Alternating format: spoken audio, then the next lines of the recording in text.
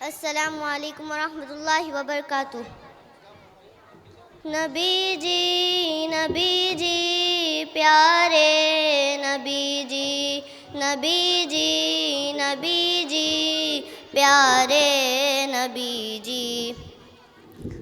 है ये बात सच है, हकीकत यही है, नबी आपको मैंने देखा नहीं है।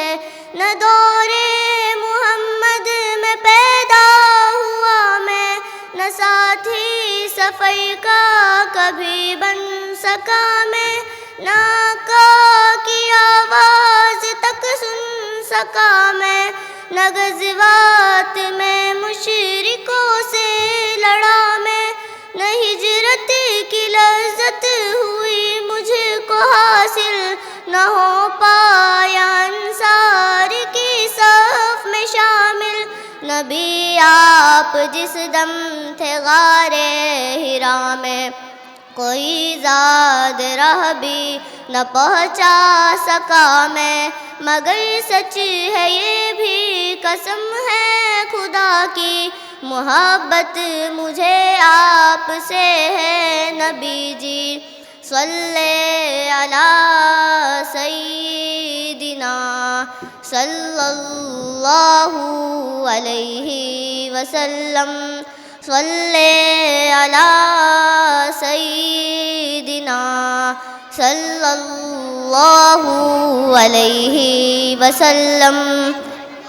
मुझे आपके घर से दर से मुहब्बत, सफ़र से मुहब्बत, हज़र से मुहब्बत, मुझे आपके हर पहर से मुहब्बत, हर एक रास्ते राह गुज़र से मुहब्बत, वो ईमान शकुल कमर से मुहब्बत, ज़कन से दहन से नज़र से मुहब्बत, नबूवत की जिसने गवाही दिया का उस गोह से उस हजर से मुहब्बत, ये बेढंग सी मेरी मुहब्बत का तोहफ़ा, क्या उसकी इजाबत कहे कोई रस्ता, क्या उसकी इजाबत कहे कोई रस्ता। सल्ले अला सय्यिदिना सल्लल्लाहु अलैहि वसल्लम, सल्ले अला सय्यिदिना सल्लल्लाहु अलैहि वसल्लम। न अबू बकर सा मैं रफ़ीक़े सफ़र हूँ, न उस्मान हैदर उना में उमर हूँ, न तल्हा न हमज़ा सईदो साद हूँ, अनस जैसा खादिम न खालिद असद हूँ, न मैं इब्ने औफ़ो ज़ुबैरो उबैदा, न मैं बूदु जाना माज़ो कतादा, न एकम नाखनस बिलाल और यहया, न मिसले यसार और यासीन याला। मैं इन सब के कदमों के ज़र्रों का ज़र्रा, मगर ए नबी आपका मैं हूँ शैदा। सल्ले अला सय्यिदिना सल्लल्लाहु अलैहि वसल्लम, सल्ले अला सय्यिदिना सल्लल्लाहु अलैहि वसल्लम।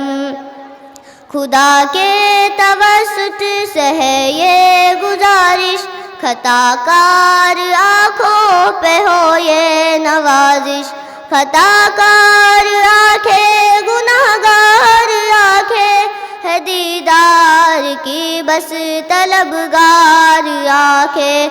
कभी ख्वाब में मेरे भी आइए ना, वो चेहरा हंसी मुझको दिखलाइए ना। इनायत की बरसात बरसाइए ना, मुक़द्दर को मेरे भी चमकाइए ना।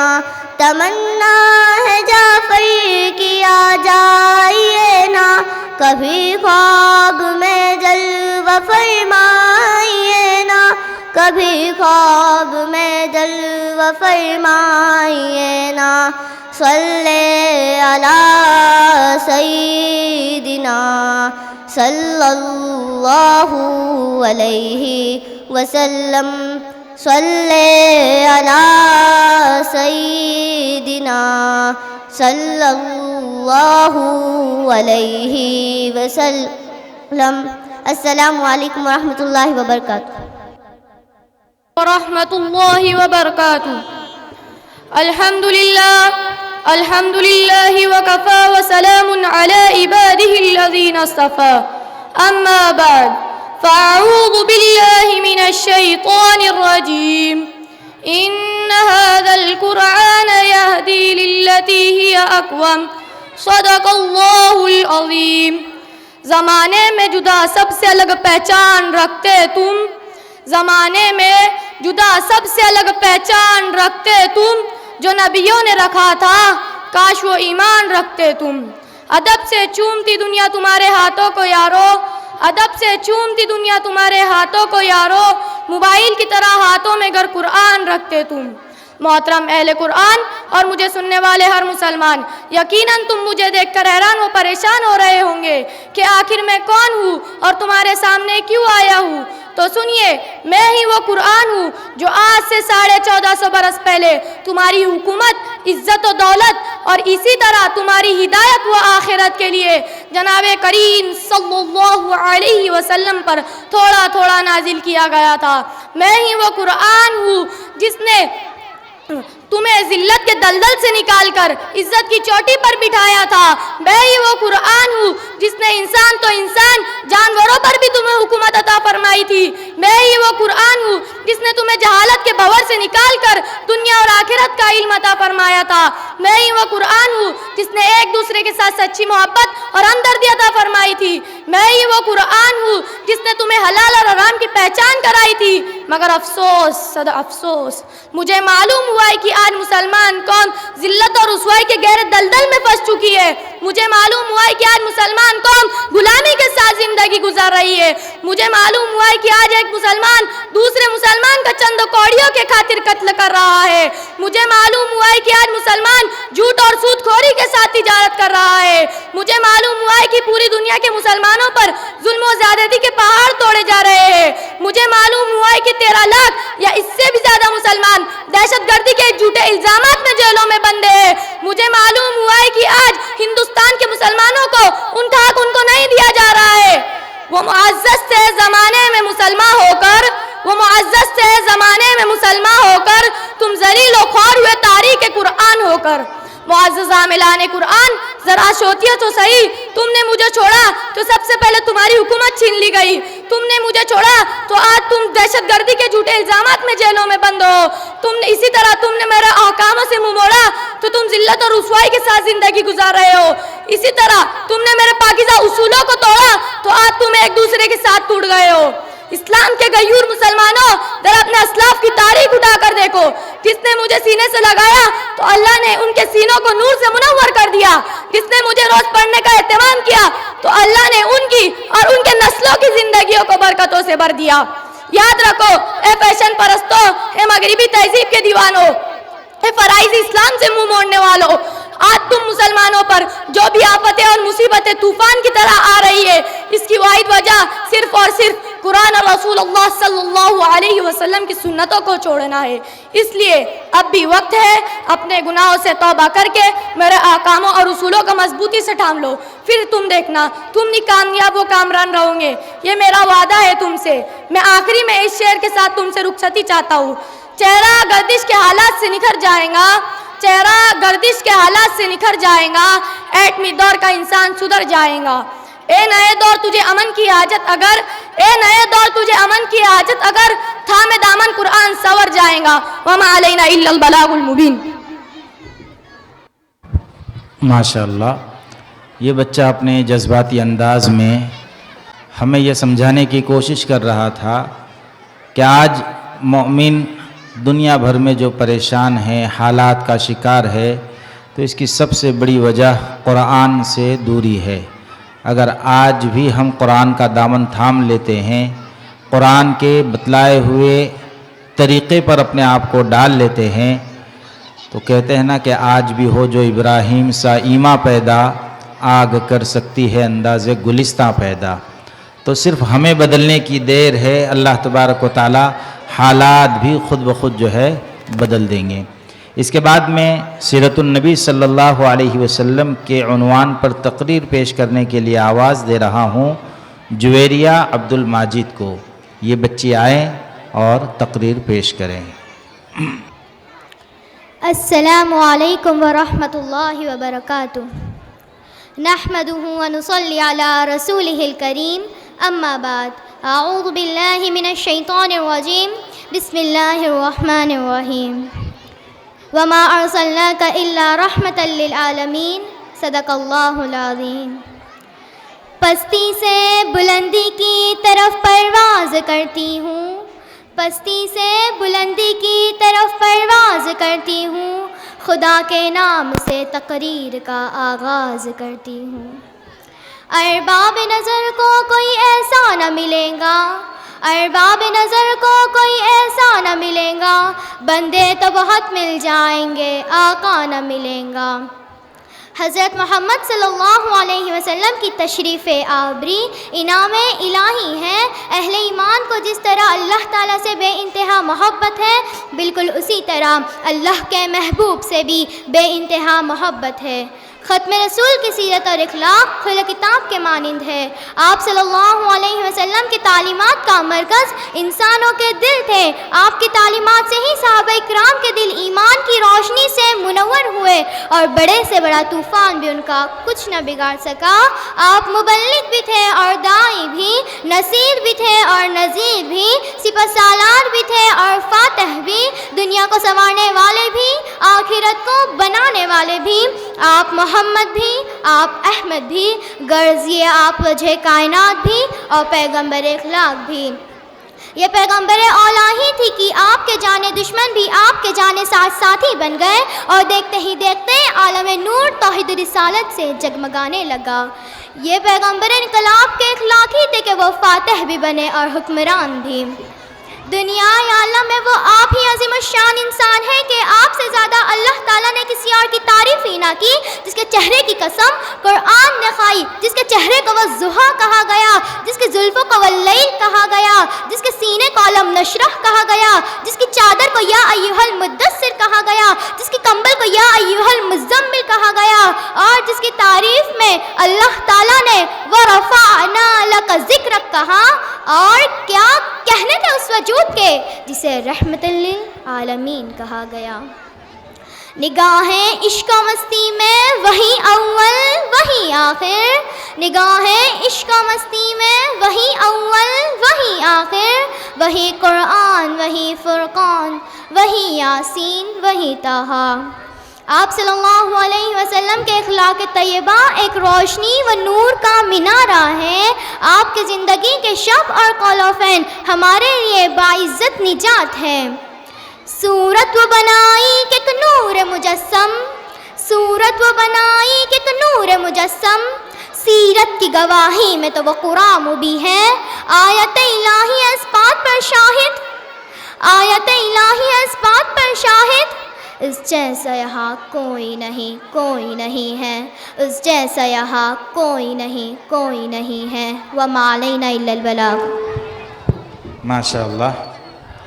अबद की सरबुलंदी में कोई तो राज होता है, अबद की सरबुलंदी में कोई तो राज होता है, जो सर दे दे सरे मैदा वो सरफराज होता है। जहाँ पर ख़त्म होती है हुदूद अक़्ल इंसानी, वहाँ से मुस्तफ़ा की शान का आगाज़ होता है। माशाअल्लाह ये बच्ची बड़े ही प्यारे अंदाज़ के अंदर प्यारे आका सल्लल्लाहु अलैहि वसल्लम की सीरत बयान कर रही थी। अल्लाह तबारक व तआला इनके असातिज़ा की मेहनत को बेइंतहा कबूल फ़रमाए। आज के इस प्रोग्राम में तलबा और तालिबात के लिए हाफिज़ और हाफिज़ा बनने वाली बच्ची के लिए कुछ इनामात है। सैयद कमर अली, सैयद मर्दान अली, इनकी जानिब से हाफिज़ होने वाले बच्चे के लिए मिक्सर है। इसी तरह एहसास फाउंडेशन की तरफ से 2 गिफ्ट है। नवाज सर आईटेक कंप्यूटर वाले, इनकी जानिब से भी 2 गिफ्ट है। मुन्ना इंजीनियर साहब, इनकी जानिब से 2 ट्रॉली बैग है। सुफ़ा टूर धुलिया वाले, इनकी जानिब से भी 2 बैग है। सैयद हारून अली एसटी ड्राइवर, उनकी जानिब से भी 2 गिफ्ट है। अब्दुल हक अब्दुल समद इनामदार, इनकी जानिब से ड्रेस है। फैयाज़ ख़ान आरको वाले, इनकी जानिब से 200 रुपये हाफिज़ों के लिए हैं। इसी तरह नाजिम शरफुद्दीन पिंजारी, इनकी जानिब से बच्चों के लिए कुरान शरीफ है। अब्दुल हादी मियाँ, इनकी जानिब से हाफिज़ बच्चों के लिए बैग का इंतज़ाम किया गया है। अल्लाह तबारक व तआला कबूल फरमाए।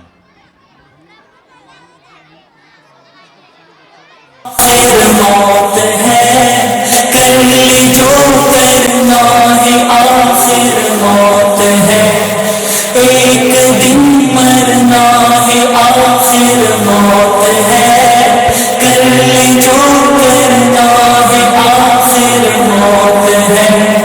तूने मनसब भी अगर पाया तो क्या, दबदबा अपना भी दिखलाया तो क्या, गंज सीमों सर भी हाथ तो क्या, कसर आली शाह बनवाया तो क्या, एक दिन मरना है, आखिर मौत है, कर ली जो करना है, आखिर मौत है, एक दिन मरना है, आखिर मौत है, कर ली जो करना है, आखिर मौत है।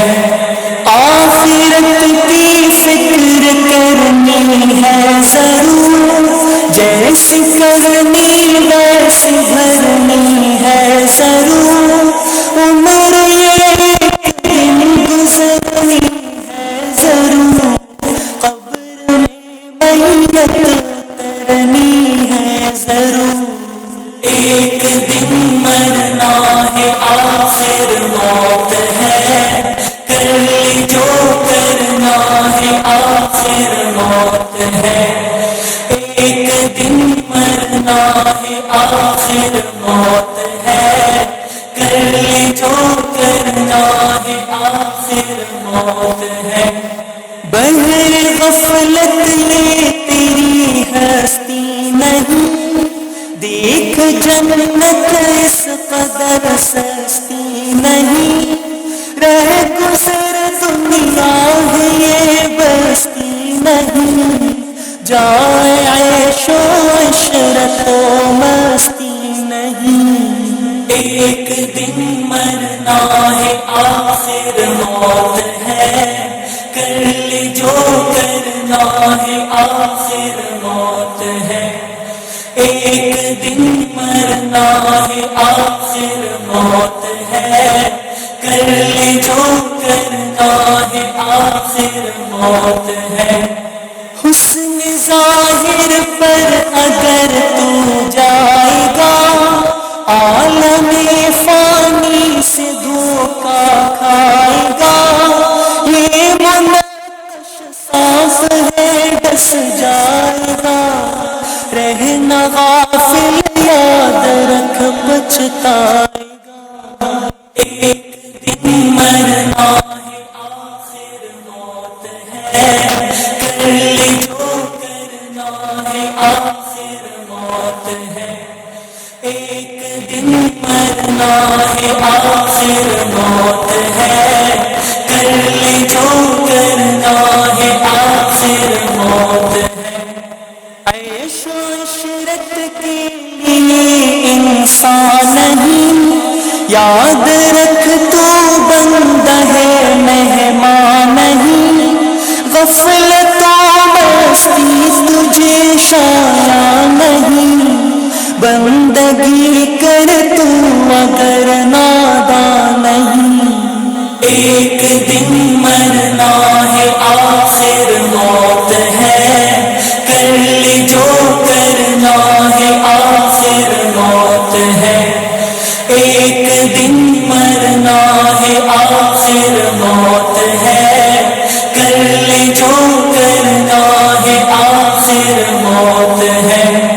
दारी दुनिया की सजावट पर न जा, नेकियों से अपना सही घर सजा, फिर वहाँ बस चैन की बंसी बजा।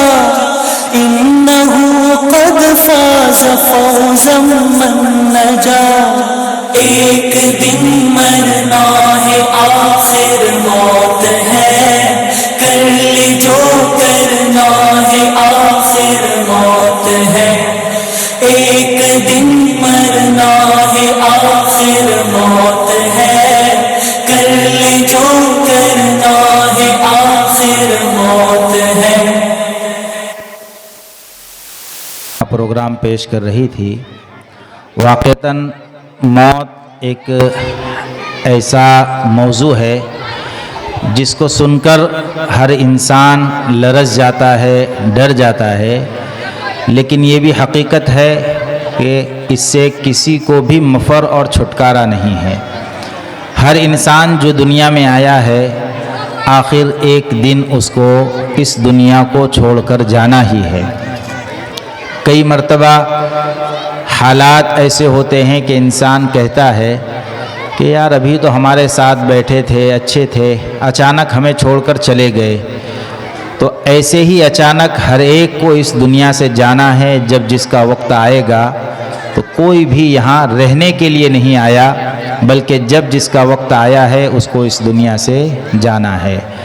हम में से कौन सोच सकता था कि हमारे इसी मोहल्ले में रहने वाले, मदरसे के सामने रहने वाले हमारे नईम दादा, अल्लाह मरहूम की खूब मग़फ़िरत फ़रमाए, कुछ दिनों पहले हमारे दरमियान मौजूद थे, लेकिन आज अल्लाह की रहमत में पहुंच चुके हैं।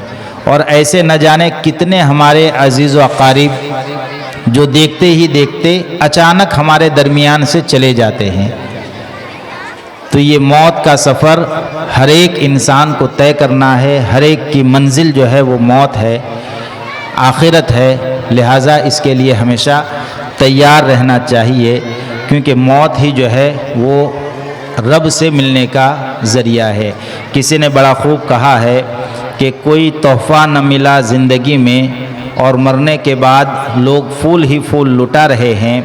ज़िंदगी में कोई 2 मिनट भी पास न बैठा और आज सब करीब आ रहे हैं। 2 कदम ज़िंदगी में कोई साथ चलने को तैयार न था और आज काफ़िले के काफ़िले बनकर चले आ रहे हैं। तरस गए थे हम ज़िंदगी में किसी का हाथ थामने को, ज़िंदगी में किसी ने हाथ न थामा और मरने के बाद कंधे पर कंधा दिए जा रहे हैं। आज पता चला कि मौत कितनी हसीन होती है और हम कमबख्त थे कि मौत से डरे जा रहे थे। तो खैर, मौत ये हकीकत और अटल है, हर एक को आने वाली है। इसके लिए हमेशा तैयार रहना चाहिए। अगला प्रोग्राम पेश करने के लिए मैं आवाज़ दे रहा हूँ मोहम्मद अनस जमील को। ये बच्चा आए और तकरीर पेश करे। जो उलमाए किराम वरहमतुल्लाहि वबरकातुहू। अल्हम्दुलिल्लाह वकफ़ा वसलामुन अला इबादिहिल्लज़ीना इस्तफ़ा अम्मा बाद। फ़क़द क़ाल अन्नबी सल्लल्लाहु अलैहि वसल्लम अल-मुस्लिम अख़ुल मुस्लिम। नफ़रत की बात है ना अदावत की बात है, नफ़रत की बात है ना अदावत की बात है, मेरी ज़बान पे सिर्फ मोहब्बत की बात है। इस दौर इंतशार में आपस की दुश्मनी, इस दौर इंतशार में आपस की दुश्मनी, सोचो जो गौर से तो क़यामत की बात है। मोहतरम हज़रात और मेरे प्यारे असातिज़े इकराम, मैंने अभी खुद्दे में छोटी सी हदीस पढ़ी जिसमें आप सल्लल्लाहु अलैहि वसल्लम ने साफ तौर से फरमाया, अल मुस्लिम अखुल मुस्लिम, मुसलमान मुसलमान का भाई है। लेकिन अफसोस, सद अफसोस, आज हम मुसलमानों के अंदर नफरत और दुश्मनी की एक मौलिक बीमारी हमारे रग रग और रेशे रेशे में समा चुकी है। हमारे अंदर आपसी इख्तिलाफात ने जन्म ले लिया है, जिसके बिना पर मुसलमान जिल्लत और रुसवाई के दलदल में फंसा हुआ है। आज हम मुसलमानों के मुख्तलिफ जमातों में आपस में इत्तेहाद और इत्तिफाक बाकी नहीं है। ऐसा क्यों हो रहा है? इसकी वजह क्या है? तो मेरे दीनी भाइयों, सिर्फ एक बुनियाद ऐसी है जिस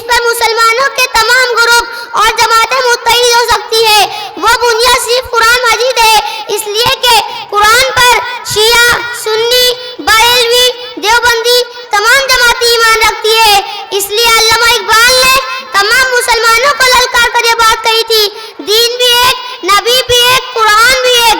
क्या बड़ी बात थी, होते जो मुसलमान भी एक। बिरादराने मिल्लत, हम सब एक हो सकते हैं, हमारे दिल से नफरत और दुश्मनी खत्म हो सकती, मगर शर्त है हम कुरान की ललकार को सुनने वाले हो, क्योंकि हम मुसलमान हैं। कुरान पर हमारा ईमान है, अहकाम पर भी ईमान है, रहबर हमारा कुरान है जिस पर सब कुछ कुर्बान है। तो आइए कुरान का फरमान सुनिए, रसूल का फरमान सुनिए और हम अपने दिल से नफरत को निकाल कर फेंक दे। चुनांचे कुरान मुसलमानों के मुतालिक कहता है, इन्न हाज़िही उम्मतुकुम उम्मतन वाहिदा। जब कुरान हमें एक कह रहा है और रसूल का फरमान ये बता रहा है कि हम एक ही जिस्म के मानिंद हैं, तो फिर हमारे अंदर आपसी दुश्मनी क्यों है, हम अलग अलग क्यों है? किसी अल्लाह के बंदे ने सच कहा है, दीवार नफरतों की गिराओ तो बात है, इंसान का शूर जगाओ तो बात है, जुल्मत में जिंदगी की मोहब्बत के नाम पर कंदिल दोस्ती का जलाओ तो बात है। बिरादराने इस्लाम, मेरी बात याद रखना कि जिस कौम ने आपस में दुश्मनी की है, उस कौम ने कभी भी कामयाबी का चेहरा नहीं देखा, बल्कि वो कौम जिल्लत और रुसवाई के गहरे और अंधेरे कुएं में गिर गई। इसी तरह मेरे दीनी भाइयों, तारीख गवाह है कि जिस कौम ने आपस में इत्तेहाद और यकजहती को इख्तियार किया, वो कौम हमेशा कामयाबी के ऊंचे ऊंचे पहाड़ पर नजर आई है। ये याद रखे, अल्लाह की ताकत के बाद दुनिया में अगर कोई ताकत है तो आपस का इत्तेहाद है। खुद कुरान ललकार कर कहता है, इन्नमल मुअमिनूना इख्वतुन फास्लिहू बैना अखवैकुम। इस्लाम के गयूर नौजवानों, जब कुरान हमको एक दूसरे के साथ मोहब्बत करने का हुक्म दे रहा है और रसूल का फरमान ये बता रहा है, मुसलमान मुसलमान का भाई है, चाहे वो किसी भी खानदान का हो, तो फिर हम कुरान और हदीस के खिलाफ क्यों कदम उठाते हैं? मेरे दीनी भाइयों, हम सब मुसलमान आपस में भाई भाई है। हम सुन्नी बाद में है, सबसे पहले मुसलमान है। हम देवबंदी बाद में है, सबसे पहले मुसलमान है। हम सब कुरान और हदीस की आवाज पर लब्बैक कहते हैं, इस पर ईमान रखते हैं। तो आइए आज से हम एक हो जाते हैं और हम अपने दिल से एक दूसरे की नफरत दिल से निकाल कर फेंक देते हैं। तो फिर देखिए किसी की क्या मजाक कि हमारी तरफ नजर उठाकर देखे। मैं अपनी बात इस शेर में खत्म करता हूँ। सबक कुरान का जो राहे खुदा में याद रहे, सबक कुरान का जो राहे खुदा में याद रहे, कोई भी शख्स ना महरूम ना एतमाद रहे। कभी इस्लाम पर न उठेंगी दुश्मनों की निगाह, कभी इस्लाम पर न उठेंगी दुश्मनों की निगाह, मगर शर्त है आपस में इत्तेहाद रहे। व आखिरु दावाना अनिल हम्दुलिल्लाहि रब्बिल आलमीन। माशाअल्लाह। मोहतरम हज़रात, मदरसा रियाजुल जन्ना, दारुल उलूम रियाजुल जन्ना, ये किसी तारुफ का मोहताज नहीं है। अल्हम्दुलिल्लाह गुज़िश्ता कई सालों से हमारे शहर में कौम के नौनिहालों को दीनी तालीम के मैदान में ख़ास तौर से हिफ्ज़ क्लास के ज़रिए खूब मेहनत अंजाम दे रहा है। पहले हम देखते थे कि हुफ़्फ़ाज़ के लिए बाहर से बाकायदा हुफ़्फ़ाज़ बुलाने पड़ते थे तरावीह के लिए, लेकिन अल्हम्दुलिल्लाह हमारे इसी इदारे से कई हुफ़्फ़ाज़ ऐसे तैयार हुए हैं जिन्होंने शहर की मुख्तलिफ़ मसाजिदों के अंदर रमज़ान मुबारक में तरावीह पढ़ाई है। ये एक बड़ी खिदमत है और ये खिदमत आप तमाम ही के ताउन से और अल्लाह के फ़ज़ल से जो है मुकम्मल होती है। मदरसे में फ़िलहाल 850 तलबा है, 18 उस्ताद हैं और सालाना ख़र्च तकरीबन 22 लाख रुपये के करीब है। और ये बजट आप तमाम ही के ताउन से, कुछ हमारे मेंबर ऐसे हैं जो माहाना ताउन करते हैं, कुछ सालाना ताउन करते हैं और कुछ हमारे घराने ऐसे हैं जहां सदक़े के गल्ले रखे हुए हैं, जहां रोज़ाना 5 रुपये 10 रुपये जो सदका गल्ले में डाला जाता है उसके ज़रिए से अल्हम्दुलिल्लाह जो है ये सारे इखराजात हमारे मुकम्मल होते हैं। अल्हम्दुलिल्लाह हम सब के मेहमान मुकर्रम आज की इस प्रोग्राम की जान शान हैत मौलाना मोहम्मद हुज़ैफ़ा साहब वस्तानवी तशरीफ़ ला चुके हैं। हम दिल की अमीक़ गहराइयों से हज़रत का इस्तक़बाल करते हैं, अहलन व सहलन व मरहबा कहते हैं। बच्चे शोर न करें।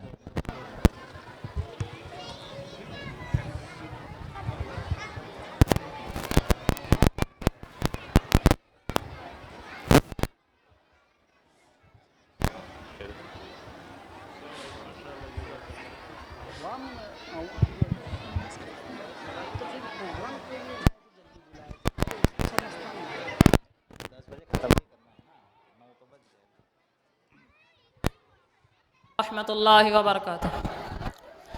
वो शहर मुहब्बत जहाँ मुस्तफ़ा है, वहीं घर बनाने को दिल चाहता है।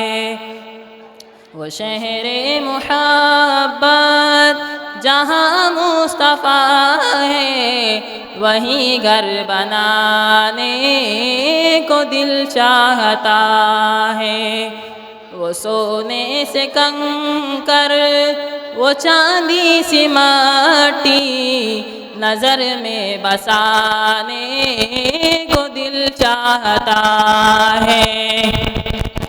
वो सोने से कंकर, वो चांदी सी माटी, नज़र में बसाने को दिल चाहता है। जिहादे मुहब्बत की आवाज़ गूंजी, कहाँ हंज़ला ने दुल्हन से अपनी। जिहादे मुहब्बत की आवाज़ गूंजी, कहाँ हंज़ला ने ये दुल्हन से अपनी। इजाज़त अगर दो तो जामे शहादत, इजाज़त अगर दो तो जामे शहादत, लबों से लगाने को दिल चाहता है। वो शहर मुहब्बत जहाँ मुस्तफ़ा है, वही घर बनाने को दिल चाहता है। जो पूछा नबी ने कि कुछ घर भी छोड़ा, तो सिद्दीक़ अकबर के होठों पे आया। जो पूछा नबी ने कि कुछ घर भी छोड़ा, तो सिद्दीक़ अकबर के होठों पे आया।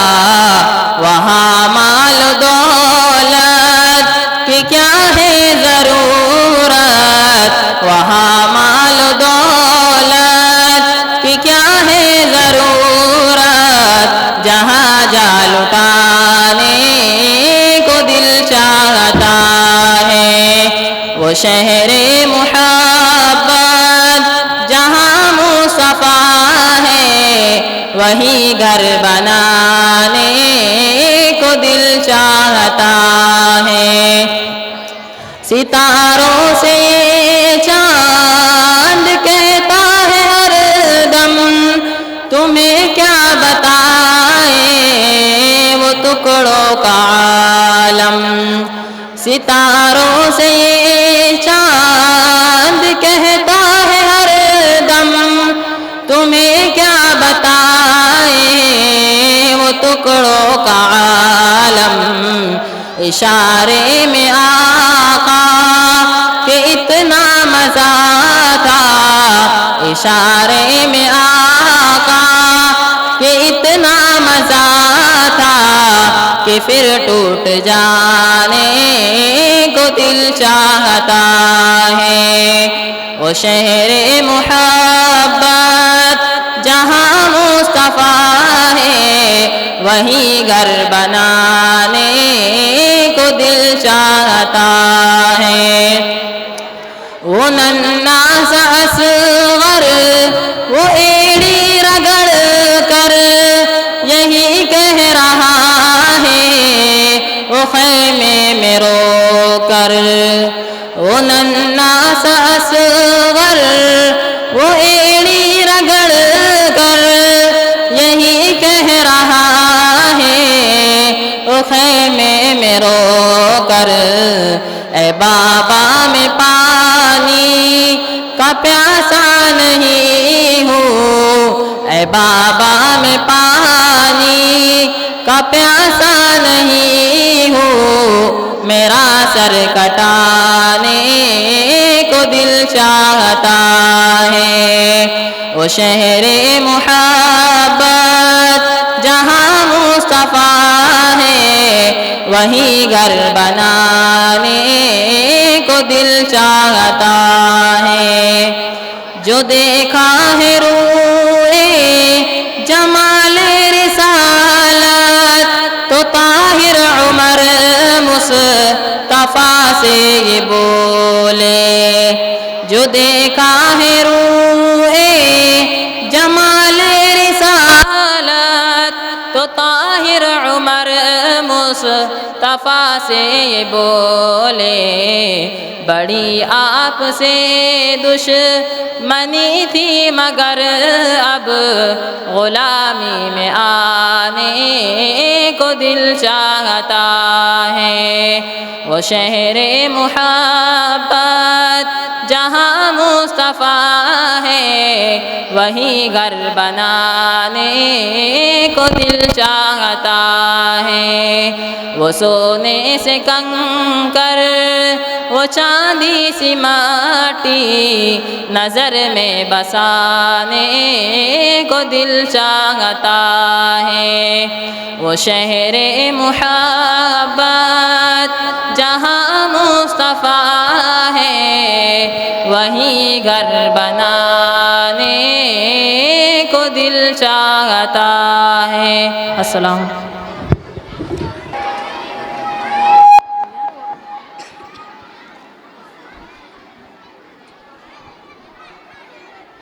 मौलाना आगे, मौलाना आगे। अस्सलामु अलैकुम वरहमतुल्लाह।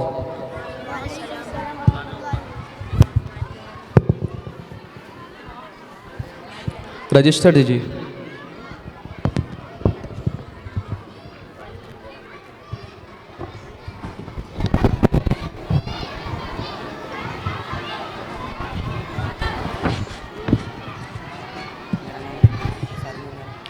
मोहम्मद उमर, मोहम्मद अरकम, मोहम्मद साहिल, मोहम्मद रिजवान, मोहम्मद साद।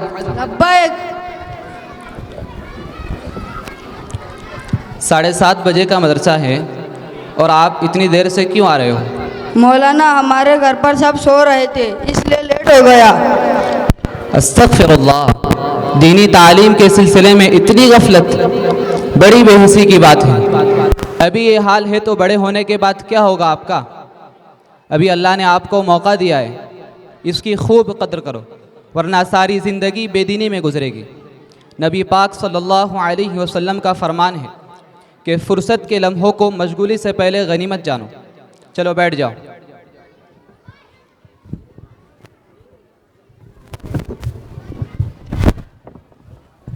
अस्सलामु अलैकुम। वालेकुम अस्सलाम वरहमतुल्लाह। मौलाना ये बहुत बीमार था इसलिए मदरसे नहीं आ रहा था। आपके बेटे की बहुत गैर हाज़िरी है जिसकी वजह से उसकी पढ़ाई का बहुत नुकसान हो चुका है। मौलाना इतनी बार बैठा लो, आगे से गैर हाजिर नहीं होंगी। क्यों रे, आइंदा मदरसे से रुका तो तेरे हाथ पैर तोड़ डालूंगा। ठीक है, आप बच्चे को बैठा दीजिए, छुट्टी भी होने वाली है, लेकिन आइंदा से गैर हाज़िरी बिल्कुल मत होने देना। ठीक है, जज़ाकल्लाह। अस्सलामु अलैकुम। आइंदा कल सभी तलबा अपने अपने वक्त पर मदरसे में हाजिर रहेंगे।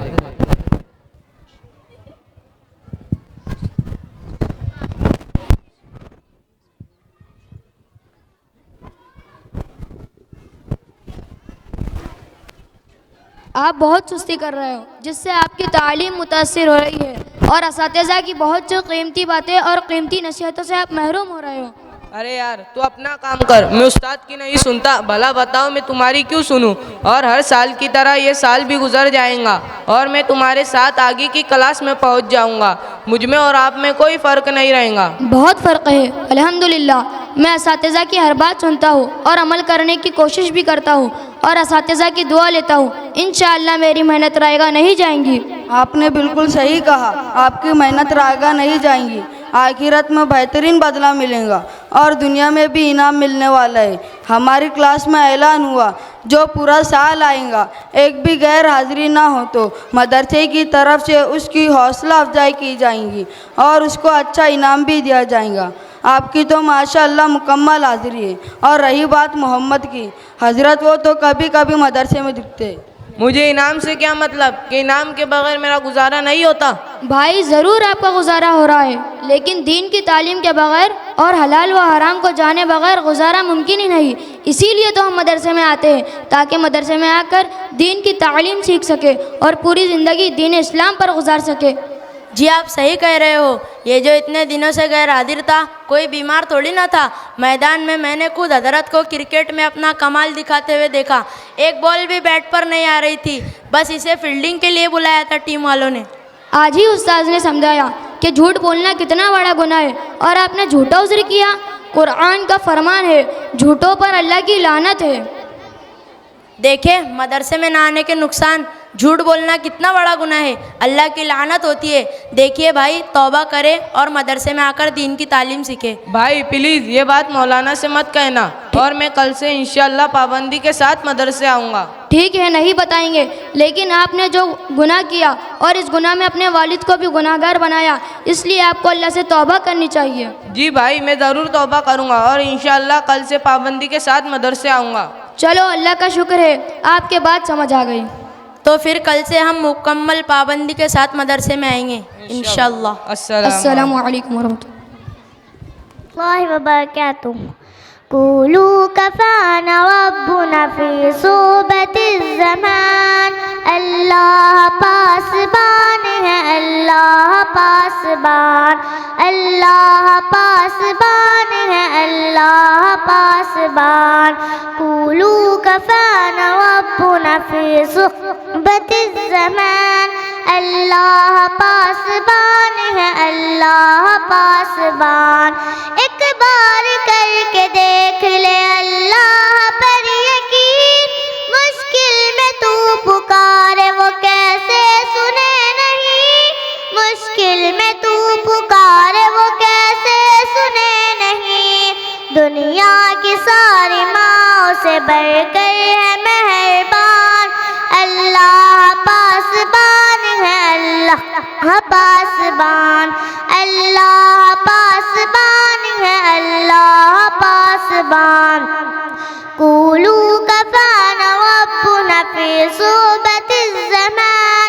अल्लाह पासबान है, अल्लाह पासबान। यूसुफ को भाइयों ने कुएं में गिरा दिया। रब ने उठा के मिस्र का हाकिम बना दिया। रब ने उठा के मिस्र का हाकिम बना दिया। घर साथ है अल्लाह तो सब मुश्किलें आसान।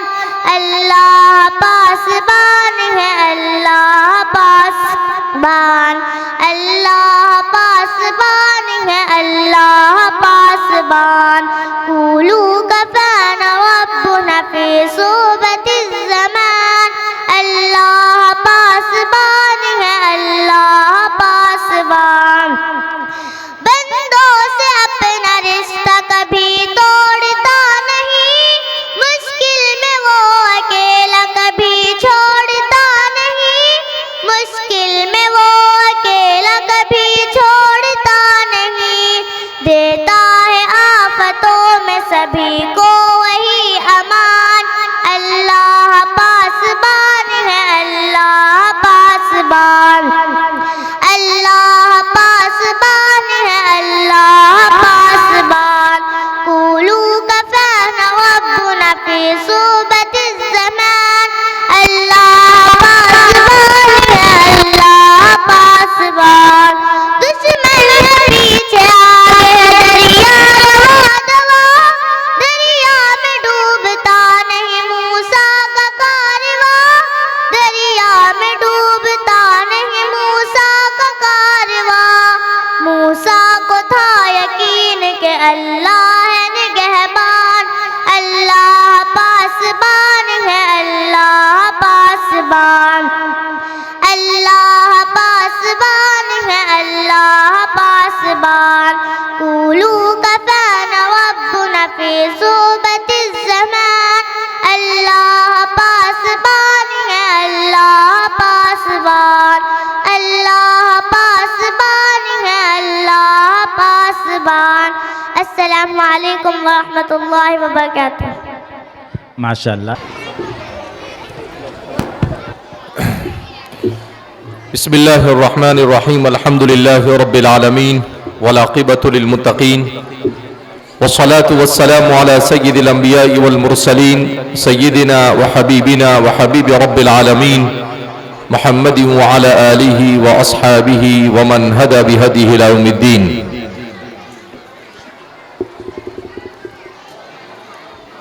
क़ाल अल्लाहु तबारक व तआला फ़ी किताबिहिल मजीद वल फ़ुरक़ानिल हमीद फ़अऊज़ु बिल्लाहि मिनश शैतानिर रजीम बिस्मिल्लाहिर रहमानिर रहीम।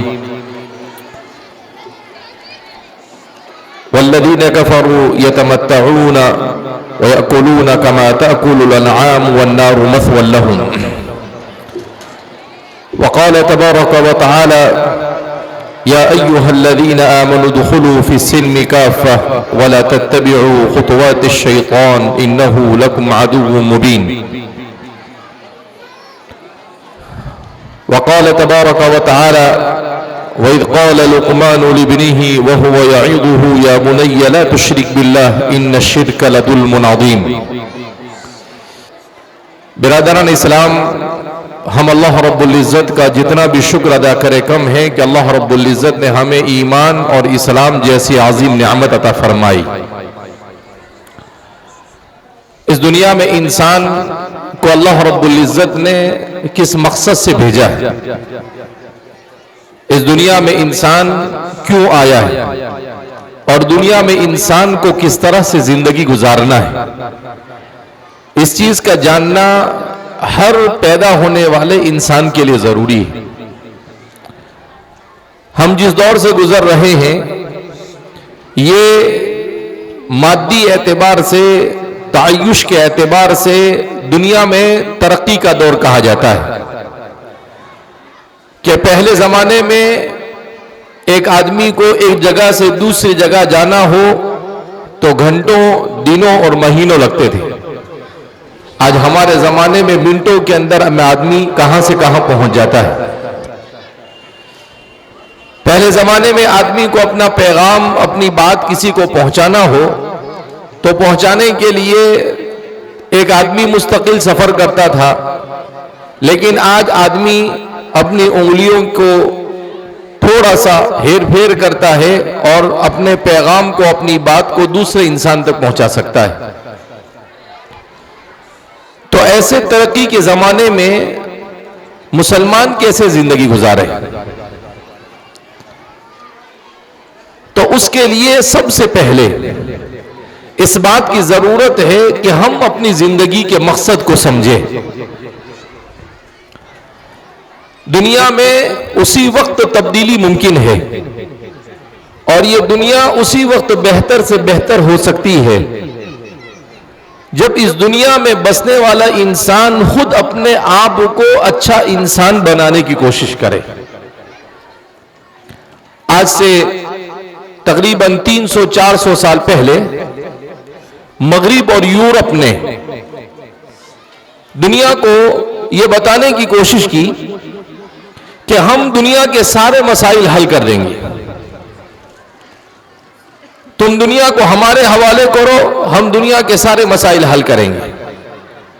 मगर आज तक वो दुनिया के मसाइल को हल करने में कामयाब नहीं हुए, बल्कि दुनिया को और उलझाने में कामयाब हुए। तो दो किस्म के इंसान उस दुनिया में बसते हैं। एक वो इंसान होता है जिसके सामने अपनी जिंदगी का मकसद होता है, और एक इंसान वो होता है जिसके सामने जिंदगी का कोई मकसद नहीं होता है।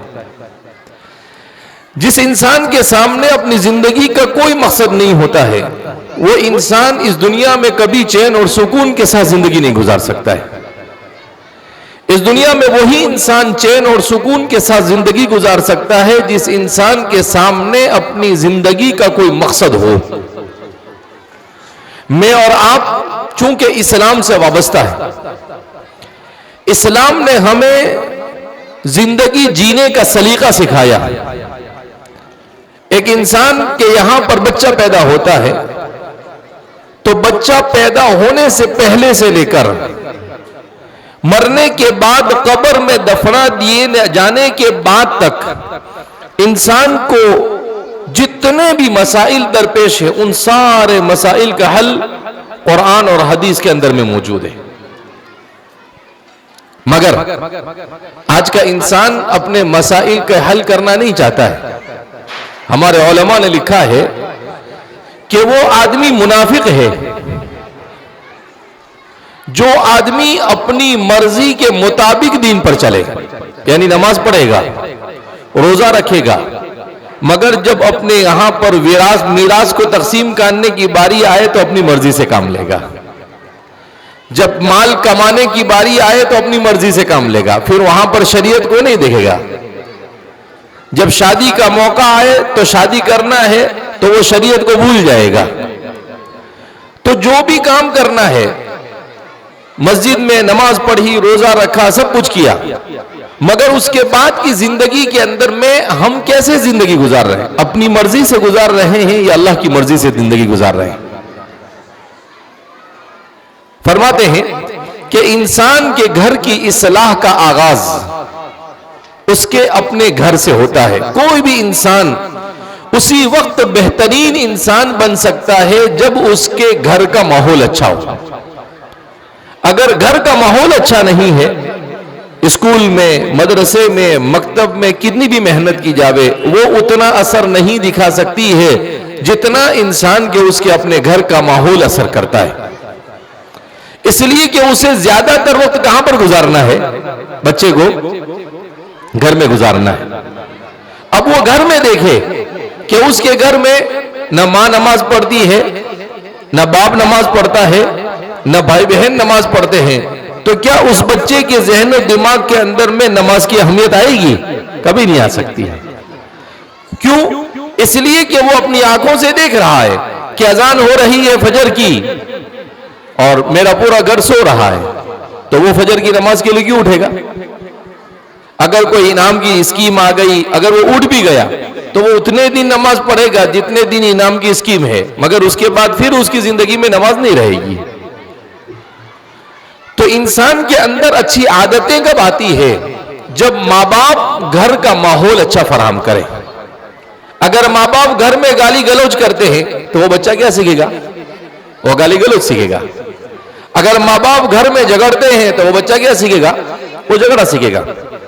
अगर वो अपने बाप को देखता है कि उसका बाप उसके चचा के साथ, अपने भाई के साथ, अपने मामू के साथ, अपनी फूफी के साथ, अपने खाला के साथ, अपनी बहनों के साथ झगड़ रहा है, तो जाहिर सी बात है बच्चे के अंदर भी वही आदतें मुंतकिल होगी।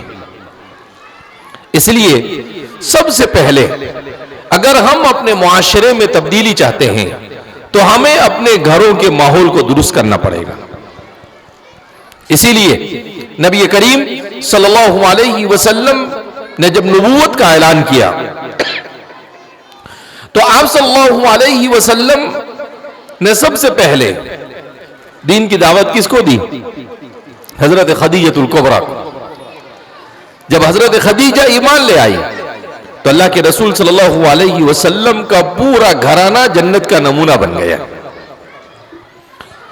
तो आप सल्लल्लाहु अलैहि वसल्लम को भी पहला हुक्म भी यही दिया गया, वअंदिर अशीरतकल अक़रबीन। ए मोहम्मद अरबी सल्लल्लाहु अलैहि वसल्लम, आप अपने करीबी रिश्तेदारों को डराओ। तो सबसे पहले आप सल्लल्लाहु अलैहि वसल्लम ने अपने दोस्तों को, अपने घर के अफराद के ऊपर मेहनत की। लिहाजा हम अपने मुआशरे में तब्दीली चाहते हैं, अपने मुआशरे को बेहतरीन मुआशरा बनाना चाहते हैं, तो माँ बाप अपने घर से शुरू करें। जब माँ बाप अपने घर से, अब माँ बाप की जिम्मेदारी क्या है? माँ बाप की जिम्मेदारी ये कब से शुरू होती है?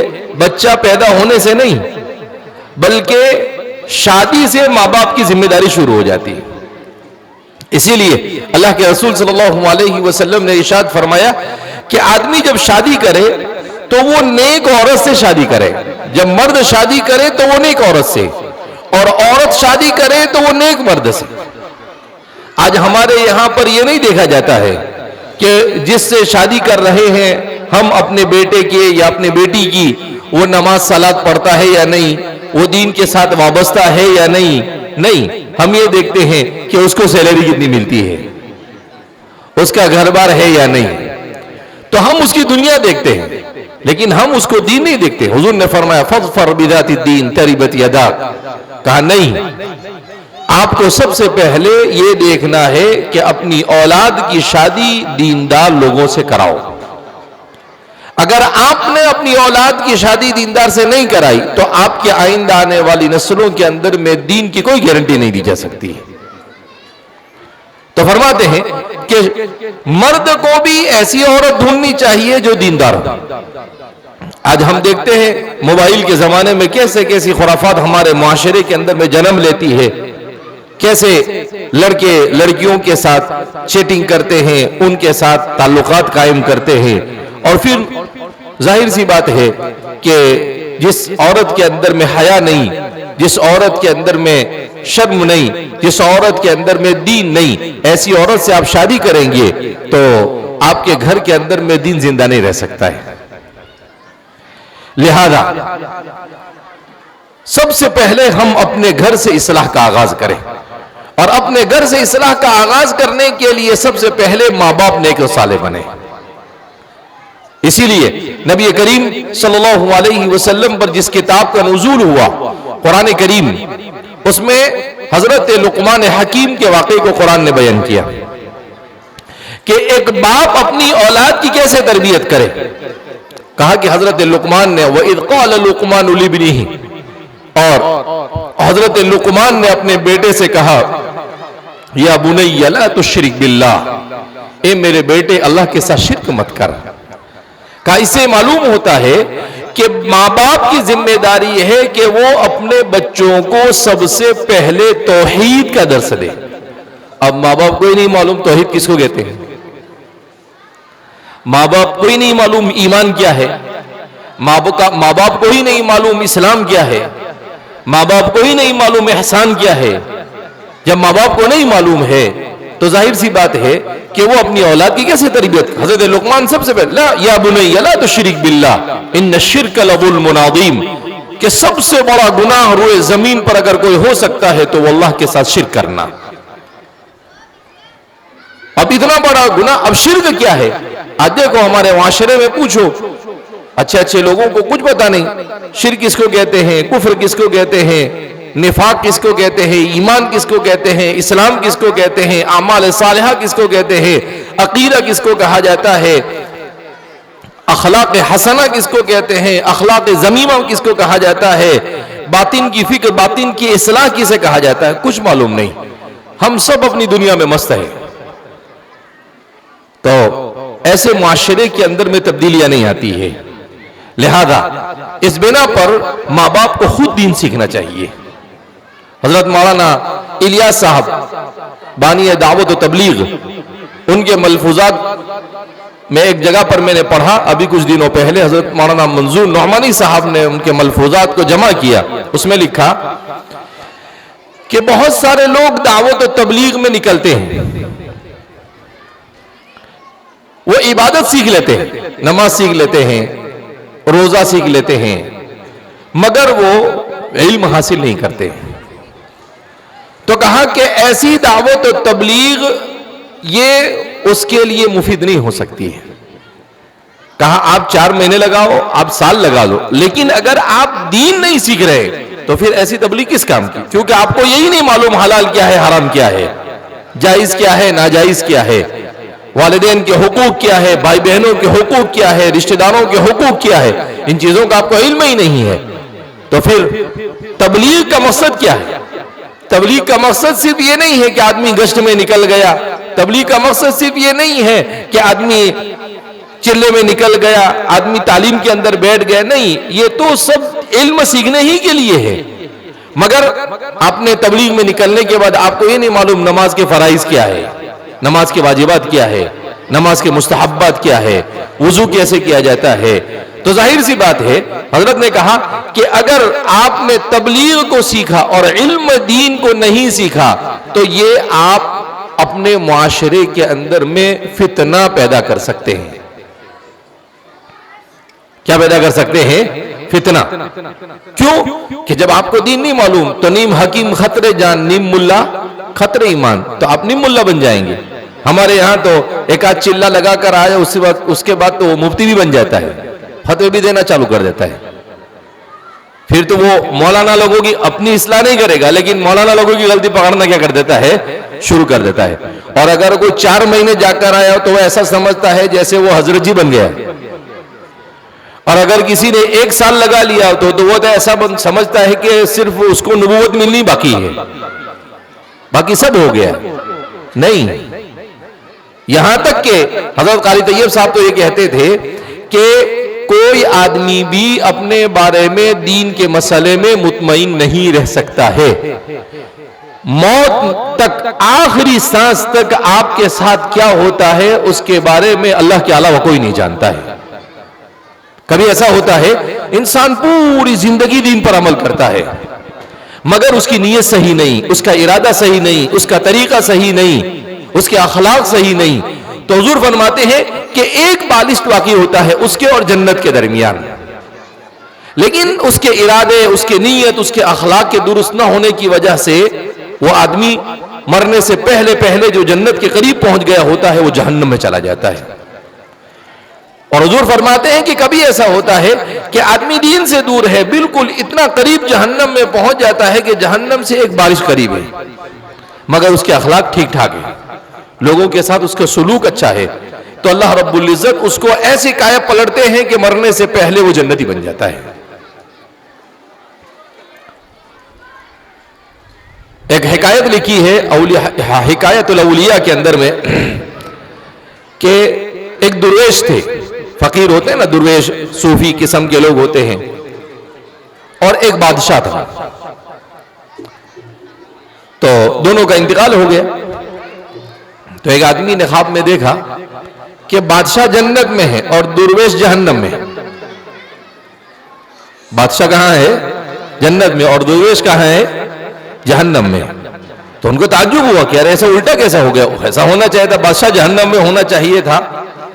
तो उसने पूछा कि भाई क्यों ऐसा हुआ? तो कहा, कहने वाले ने उसको कि भाई ये बादशाह जो था ये नेक लोगों से, अच्छे लोगों से, उलमा से दिल में बहुत मोहब्बत रखता था, उनकी अजमत करता था, तो अल्लाह ने उनकी मोहब्बत की वजह से उसको जन्नत में डाल दिया।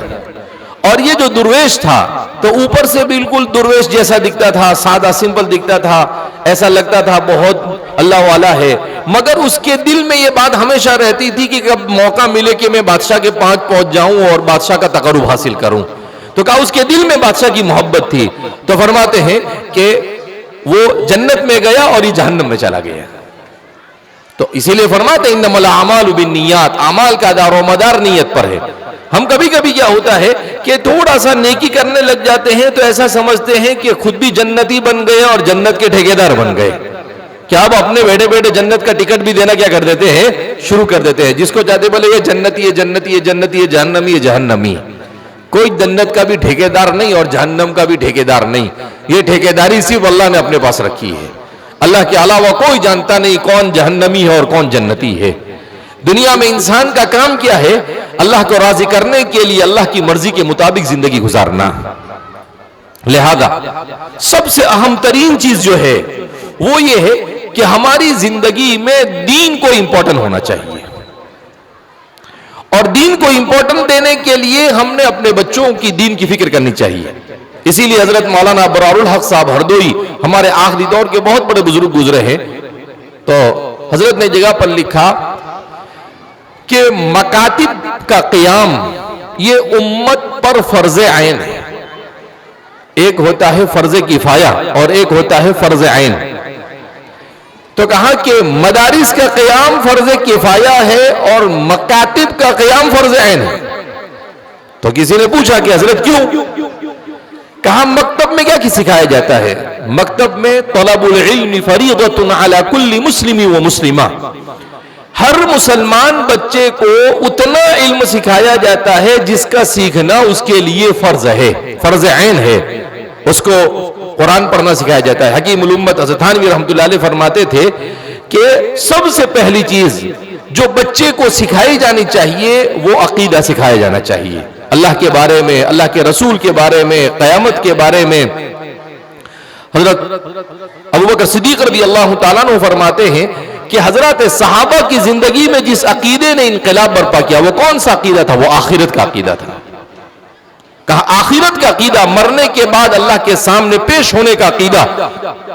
इंसान का जितना मजबूत होगा वो इंसान ईमानी एतबार से उतना मजबूत होगा। तो सबसे पहले अपने बच्चों को अकीदा सिखाया जावे। आपको अकीदा नहीं मालूम है तो आप अपने बच्चों को मकतब में भेजिए। अगर आप अपने बच्चे को मकातिब के अंदर में नहीं भेजते हैं तो आप अपने बच्चे को अपने हाथ से जहन्नम के रास्ते पर डाल रहे हैं। दूसरे नंबर पर उस पर क्या चीज सीखना जरूरी है? उसको कुरान का सीखना जरूरी है। तजवीद के साथ कुरान पढ़ें। हमारे मकातिब में पढ़ाने वाले असातिज़ा और उलमा को भी तजवीद के साथ कुरान पढ़ाना चाहिए।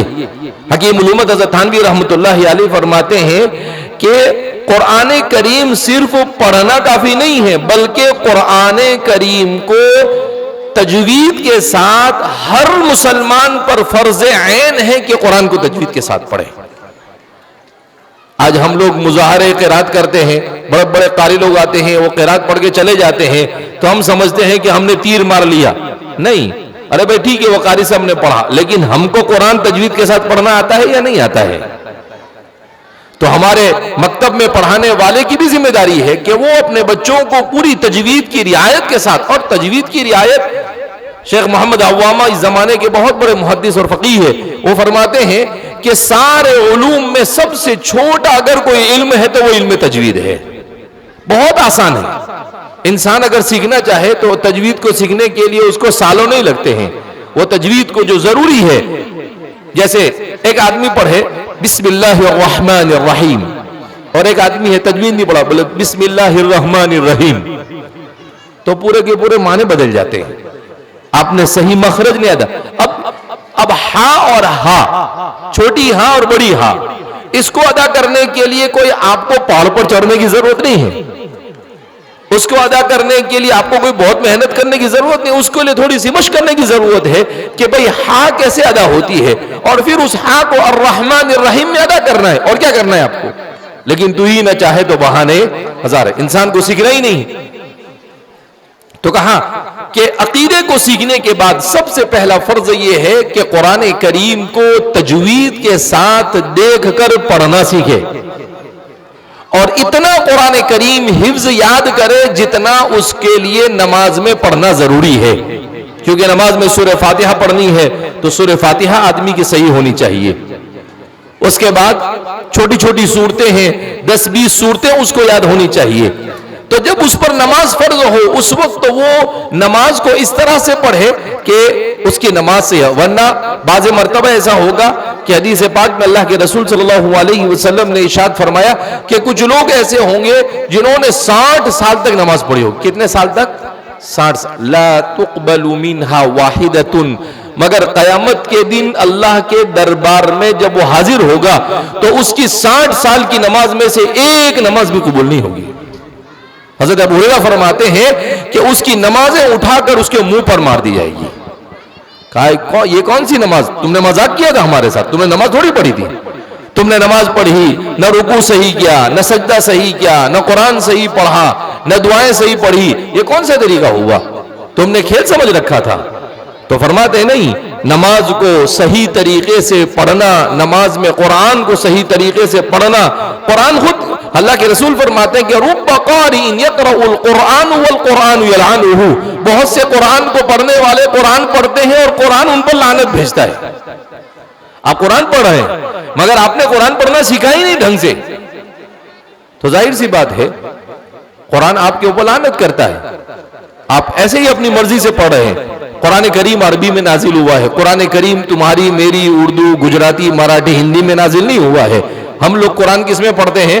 कोई मराठी में पढ़ता है, कोई गुजराती में पढ़ता है, कोई हिंदी में पढ़ता है। नहीं, कुरान अरबी में नाजिल हुआ तो लिहाजा उसको अरबी में पढ़ना चाहिए। लिहाजा तजवीद ये सिर्फ कारी लोगों के लिए और इमाम लोगों के लिए नहीं, कुरान को तजवीद के साथ पढ़ना उम्मत के हर मर्द और औरत के ऊपर फर्ज है। इसलिए हमारे मकातिब में पढ़ाने वाले अगर तजवीद के साथ नहीं पढ़ाते हैं तो वो भी गुनहगार। सीधी सी बात है कि आपको तजवीज से पढ़ाना जरूरी, और उसके लिए कोई मेहनत भी करने की जरूरत नहीं, कोई बहुत बड़ा कारी बनने की भी जरूरत नहीं। आदमी थोड़ी सी मशक कर ले तजवीज के साथ पढ़ सकता है। लिहाजा हमें अपने बच्चों को मकातिब में भेजना, तो मैं हजरत मौलाना अबरार साहब की बात बयान कर रहा था। हजरत फरमाते थे कि मकातिब का क़याम, जहां भी 5-10 मुसलमानों के घर हो, उन मुसलमानों के ऊपर फर्ज ऐन है कि वो मकतब कायम करें, ताकि उनके बच्चे दीन को सीख सके, उनके बच्चों की जिंदगियों के अंदर में दीन आए। ये दीन सीखने से आता है, ये दीन बगैर सीखे आता नहीं। ये नमाज सही होती है मश्क करने से, बगैर मश्क के नमाज सही होती नहीं है। लिहाजा इस बिना पर यह फिक्र हमें अपने अंदर, आज मुसलमान माशरे के अंदर में अखलाक ही नहीं है, 0 अखलाक है हमारे, कोई हमारे यहाँ अखलाक का कोई ठिकाना ही नहीं। अखलाक, इस्लाम में अखलाक क्या है? अल्लाहु अकबर। पूरी दुनिया के अंदर में इस्लाम किससे फैला है? तलवार से नहीं फैला, ताकत से नहीं फैला। पूरी दुनिया के अंदर में इस्लाम फैला है हजरत सहाबा, ताबईन और उलमा और मुहद्दिसीन के अखलाक से, मुसलमान ताजिरों के अखलाक से। मैं अभी कुछ सालों पहले गया था इंडोनेशिया, तो वहाँ इंडोनेशिया में देखा दुनिया का सबसे बड़ा मुसलमानों का मुल्क, जहाँ पर तकरीबन 25 से 30 करोड़ मुसलमान। मालूम किया, कहा यहाँ पर मुसलमानों ने कभी कोई जंग ही नहीं की। तो मैंने कहा यहाँ कैसे लोग मुसलमान हुए? कहा मुसलमान ताजिर यहाँ पर आते थे अरब मुल्कों से, वो अमानतदारी और दियानतदारी और हुस्न अखलाक के साथ वो तिजारत करते थे। उनकी तिजारत से मुतासिर होकर यहाँ के लोग इस्लाम में दाखिल हुए। अभी कुछ दिनों पहले एक अरब मुफक्किर को मैं पढ़ रहा था, वो कहते हैं कि एक मरतबा में अपने सामने दुनिया का जोग्राफिया लेकर बैठा कि यहाँ अमेरिका है, यहाँ हिंदुस्तान है, यहाँ ये है, यहाँ ये है, और फिर उसके बाद मैं तारीख लेकर बैठा।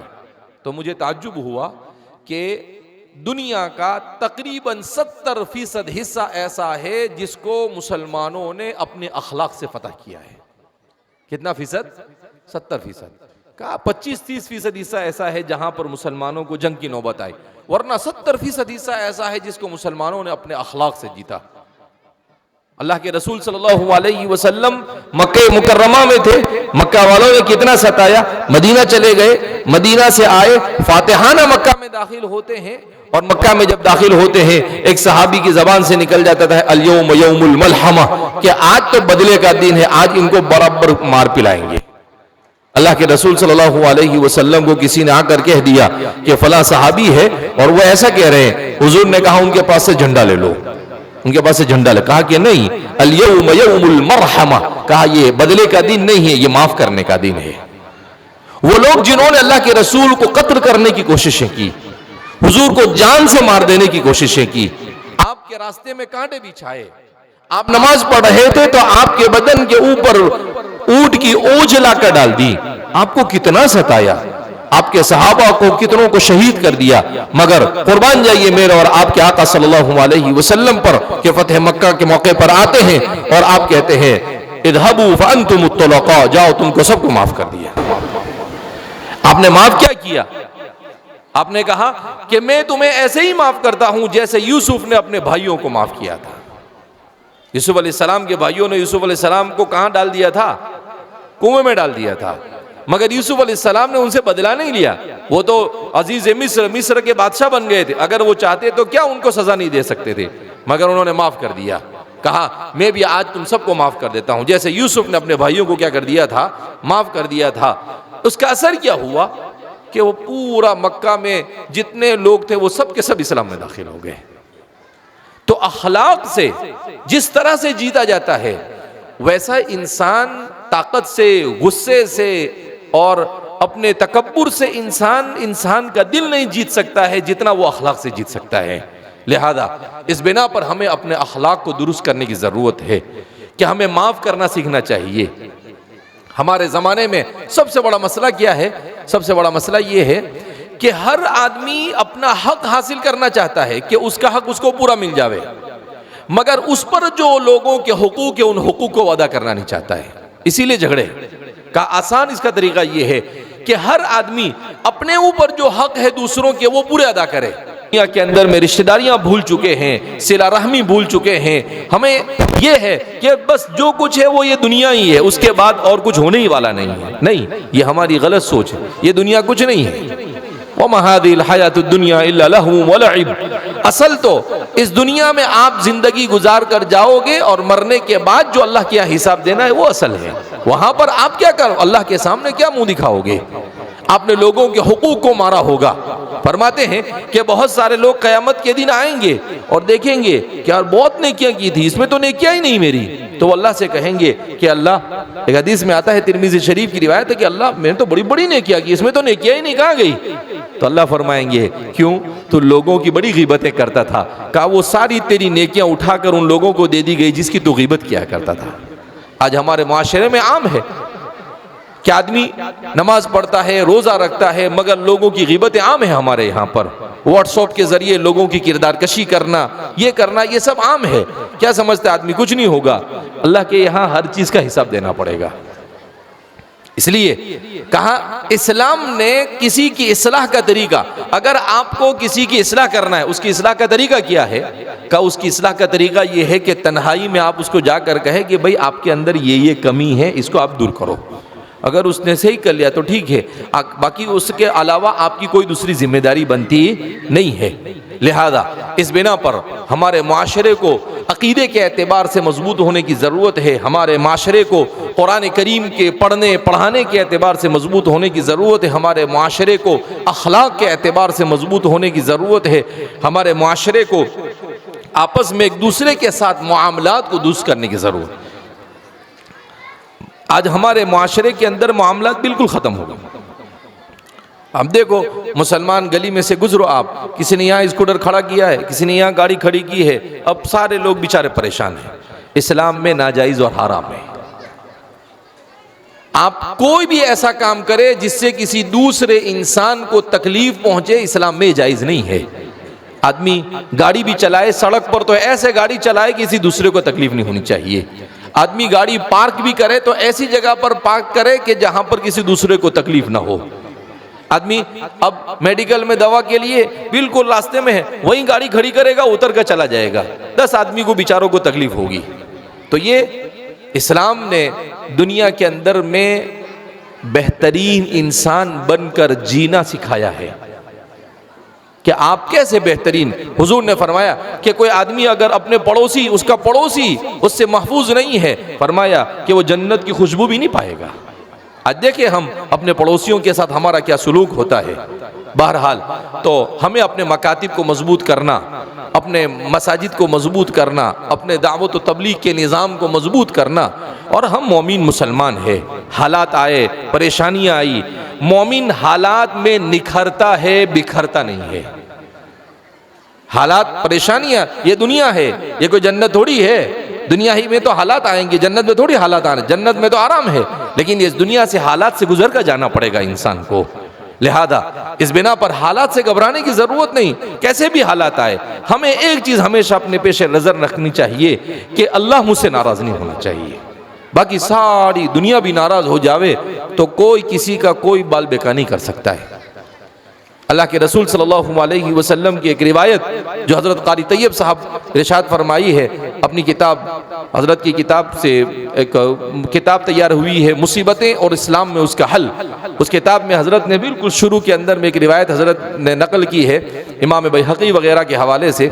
उस रिवायत में क्या फरमाया कि मल्लम यर्द बिक़ज़ाई, जो मेरे फैसले से राज़ी न हो, वलम यस्बिर अला बलाई, और जो मेरी तरफ से भेजे जाने वाली मुसीबत पर सब्र न करे, वलम यशकुर अला निअमाई, और जो मेरी नेमत पर शुक्र न अदा करे, वलम यक़ना अला अताई, और मैं जो कुछ दूँ उस पर राज़ी न हो जाए। क़नाअत इसको कहते हैं कि अल्लाह ने जितना दिया बंदा उसी पर राज़ी हो जावे। अल्लाह फरमाते हैं फलयतलुब रब्बन सिवाई, तो उसे चाहिए कि वो मेरे अलावा किसी और को रब तलाश कर लेवे। अल्लाह के अलावा कोई रब है दुनिया में? कोई रब नहीं है। अल्लाह के साथ मेरा और आपका ताल्लुक ऐसा होना चाहिए कि अल्लाह रब्बुल इज़्ज़त ही अरहमुर राहिमीन है। अल्लाह की रहमत है तो हम दुनिया में जी रहे हैं। अगर अल्लाह की रहमत ना हो, वलौ युआखिदुल्लाहु अन्नास बिमा कसबू मा तरक अला ज़हरिहा मिन दाब्बा, अल्लाह फरमाते हैं कि तुम्हारे गुनाहों पर अगर हम तुमको पकड़ना शुरू कर देते तो रुए ज़मीन पर एक रेंगता हुआ जानवर भी बाकी नहीं रहता। तुम भी ख़त्म हो जाते और तुम्हारे साथ पूरे ज़मीन के सारे जानवर ख़त्म हो जाते। क्यों?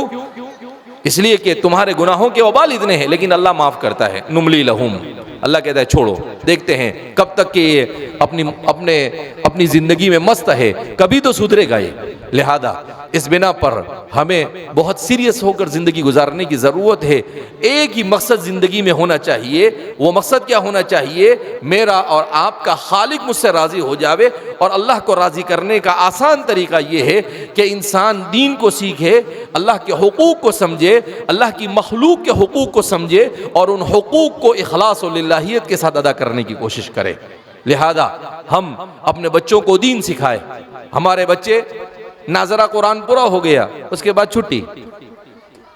क्या होता है, 3 साल 4 साल का बच्चा हमारा मकतब में आता है, पारे आम पढ़ता है, नाजरा पढ़ता है, सब पढ़ते पढ़ते वो 5 साल उसको लगते हैं, 5 साल 6 साल लगते हैं।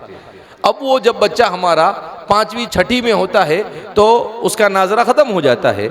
उसके बाद वो बच्चा मकतब छोड़ देता है। अब मकतब छोड़ने के बाद क्या असर होता है? घर में तो दीन है नहीं। अगर घर में दीनदारी है तो वो नमाज पढ़ेगा, अगर घर में दीन नहीं है तो जैसे ही मकतब छूटेगा वो नमाज़ें भी छोड़ देगा, वो दीन से भी दूर हो जाएगा। लिहाजा इस बिना पर हमारे उन बच्चों की फ़िक्र करने की ज़रूरत है जो बच्चे नाजरा कुरान ख़त्म करने के बाद, हिफ्ज़ कर लेने के बाद दीन से दूर हो रहे हैं। तो हमारे मरकज़ की मस्जिद के ज़िम्मेदारों से मैंने बात की थी इससे पहले भी कि मगरिब के बाद ऐसा निज़ाम बनाना चाहिए जिसमें हमारे इन बच्चों को जो 7वीं 8वीं 9वीं 10वीं 11वीं और 12वीं में पढ़ रहे हैं, जो दीन से दूर हो रहे हैं, उन बच्चों को मगरिब के बाद 1 घंटा उनको बुलाओ और 1 घंटा उनको दीन से वाबस्ता करो, उनको कुरान करीम सिखाओ।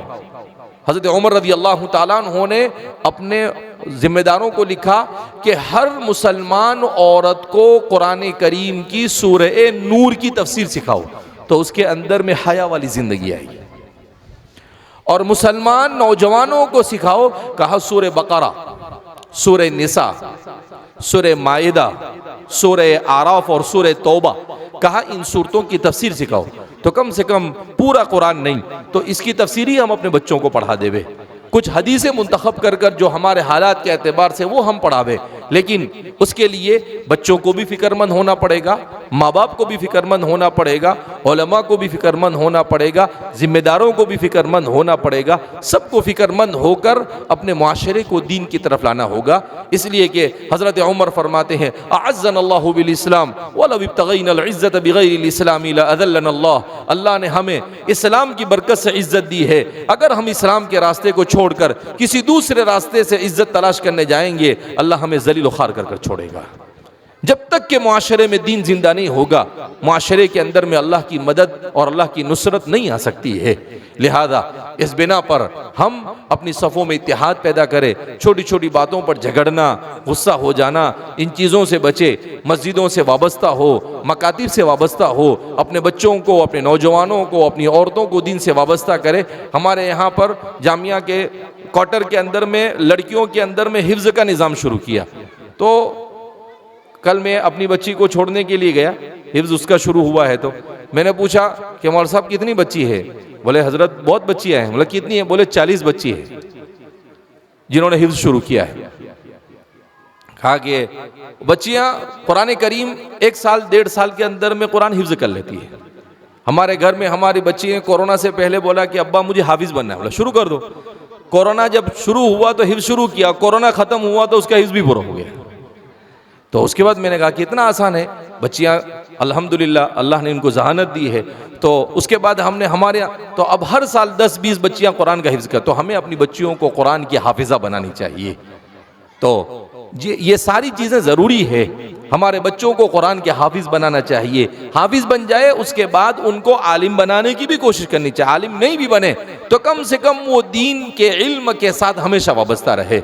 बहरहाल अल्लाह रब्बुल इज़्ज़त से दुआ करते हैं कि अल्लाह रब्बुल इज़्ज़त हमारे मकतब के इस प्रोग्राम को कामयाबी अता फ़रमाए और अल्लाह हमारे इस मकतब में पढ़ने वाले हमारे बच्चों को दीन की अज़मत अता फ़रमाए और वालिदैन को अपने बच्चों की दीन की फ़िक्र करने की तौफ़ीक मरहमत फ़रमाए।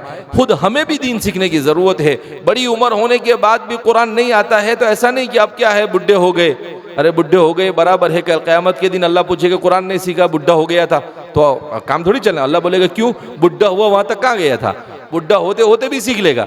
अगर सीखते सीखते मर जाएंगे तो जन्नत का रास्ता आसान हो जाएगा। तो बड़ी उम्र में भी इंसान सीख सकता है, ऐसा नहीं है कि इंसान नहीं सीखता है। नई दीन सीखा है तो आप दीन को बड़ी उम्र में सीखे। मस्जिदों के अंदर में हमारे उलमा ऐसे हल्के शुरू करे कि भाई चलो एक महीना कि आप मगरिब के बाद इशा के बाद आधा घंटा पौन घंटा दो, हम आपको अकायद सिखाएंगे कि एक मुसलमान का अकीदा क्या होना चाहिए, हमारी औरतों के अंदर में दीन को मुसलमान के ज़रूरी अहकाम क्या होने चाहिए। तो वो हमें खुद फिक्र करनी पड़ेगी, किसी के फिक्र करने से कुछ नहीं होगा। कोई कितना भी बयान कर कर चला जावे, कोई कितना भी समझा कर चला जावे, लेकिन हमारे अंदर फिक्र नहीं पैदा होगी। अल्लाह के रसूल सल्लल्लाहु अलैहि वसल्लम से बड़ा मुखलिस कोई आया दुनिया में? नहीं आया। मगर अबू जहल को नहीं सुधरना था, दुनिया की कोई ताकत सुधर सकी उसको नहीं सुधर सकी। हजरत उमर को सुधरना था, सिर्फ सुधरे नहीं। हजरत अबू बकर को सिर्फ सुधरे नहीं बल्कि क़यामत तक के उनका नाम जिंदा हो गया। सानी यसनैनी हुमा फिल गौर, कुरान करीम उनका तज़किरा करता है। इसलिए मेरे दोस्तों और बुजुर्गों, हम दीन के साथ वाबस्ता हो और दीन को अपनी ज़िंदगी में जगह दे, यही मरने के बाद हमारी कामयाबी का रास्ता है। सिर्फ दुनिया दुनिया दुनिया और दुनिया की तालीम ये हमारी कामयाबी का रास्ता नहीं है। दुनिया की तालीम भी सीखे मगर सबसे मुकद्दम दीन होना चाहिए। अल्लाह रब्बुल इज़्ज़त हमें कमा हक़्क़हु दीन को सीखने की तौफीक मरहमत फरमाए। हर किस्म के शुरूर व फितन से अल्लाह हमारी हिफाजत फरमाए और हमारे इस पूरे शहर के मुसलमानों की जान माल इज़्ज़त आबरू की हिफाजत फरमाए। और अल्लाह रब्बुल इज़्ज़त हम सबको मुत्तहिद और मुत्तफ़िक़ होकर एक दूसरे के साथ मिलजुल कर नेकी में एक दूसरे का ताउन की तौफीक मरहमत फरमाए। व आखिरु दावाना अल्हम्दुलिल्लाहि रब्बिल आलमीन। माशाअल्लाह, जज़ाकुमुल्लाह। अल्लाह तबारक व तआला टर्निंग पॉइंट होता है जहाँ उनकी तरबियत की बहुत अशद ज़रूरत होती है, लेकिन ये बच्चे हमारे मकतब से दूर हो जाते हैं, हमारी तरबियत से दूर हो जाते हैं। तो हज़रत माशाअल्लाह कई दिनों से इस फ़िक्र में थे। तो अल्हम्दुलिल्लाह एक डाटा हमने 7वीं से लेकर 12वीं तक का जो है हमारी उर्दू मीडियम स्कूलों का ये निकाला है, जिसमें तकरीबन 2000 बच्चे हैं जो मकतब की तालीम से दूर हैं, यानी कुरान मुकम्मल कर कर ये 7वीं के बाद जो है तालीम छोड़ देते हैं। तो अल्हम्दुलिल्लाह मदरसा रियाजुल जन्ना, मदरसा रियाजुल बनात, मरकज़ मस्जिद और भी शहर के बहुत सारे मकातिब है जो मगरिब के बाद या फिर जो भी सहूलत का वक्त होगा इन बड़े बच्चों के लिए एक क्लास शुरू करेंगे जहां इन बच्चों।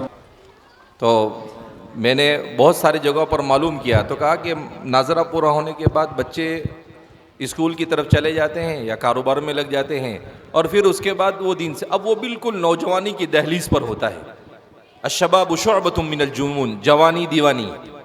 अब जवानी के ऐसे मौके पर हम उसको छोड़ देते हैं, माशरे के हवाले कर देते हैं। और माशरा तो मालूम है हमको कितना खूबसूरत है, हमारा कहाँ जा रहा है माशरा।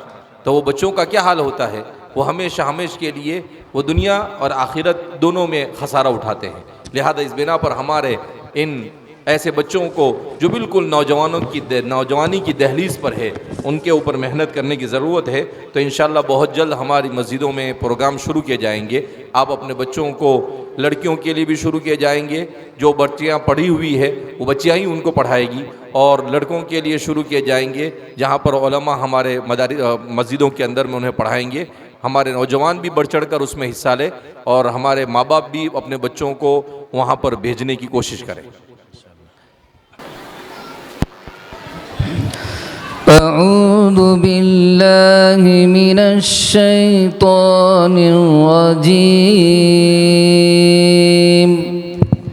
अऊज़ु बिल्लाहि मिनश शैतानिर रजीम। बिस्मिल्लाह।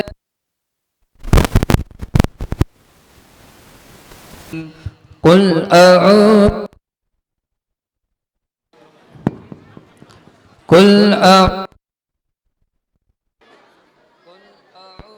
बिरब्बिन नास। कुल अऊज़ु बिरब्बिन नास। मलिकिन नास। मलिकिन नास। इलाहिन नास। इलाहिन नास। मिन شر الوسواس الخناس من شر الوسواس الخناس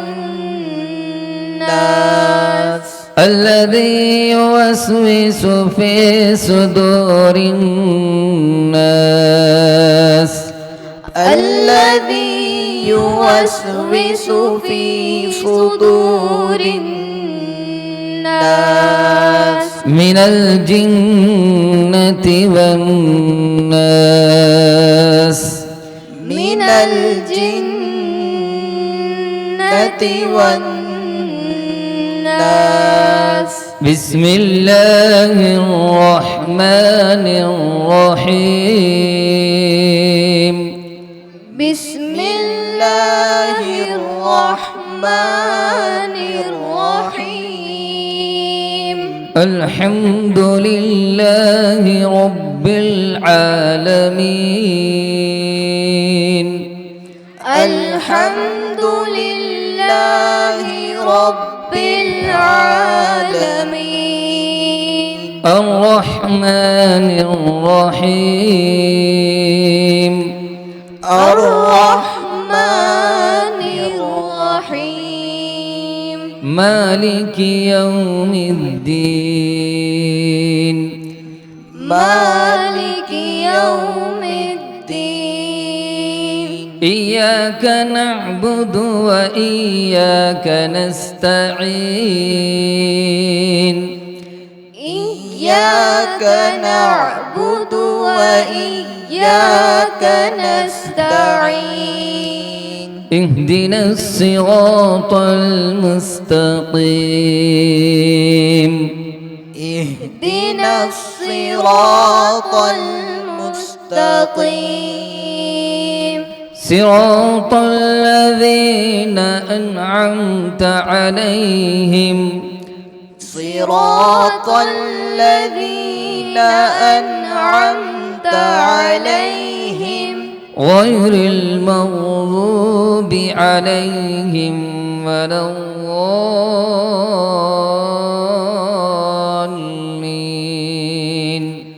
غير المغضوب عليهم ولا الضالين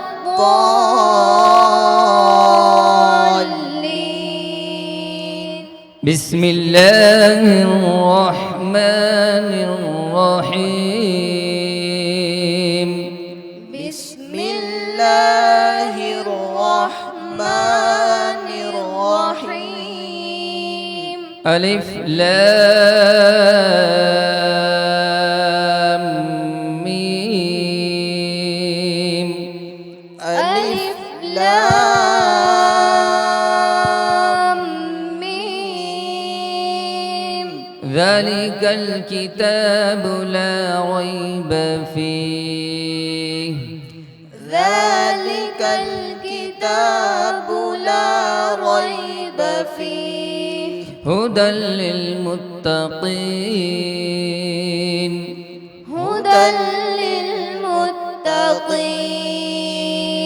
الذين يؤمنون بالغيب ويقيمون الصلاة الذين يؤمنون بالغيب ويقيمون الصلاة ومما رزقناهم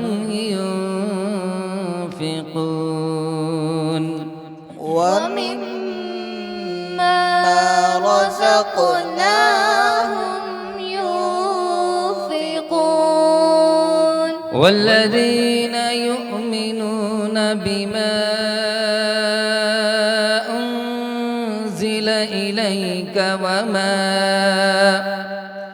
والذين يؤمنون بما أنزل إليك وما أنزل من قبلك وما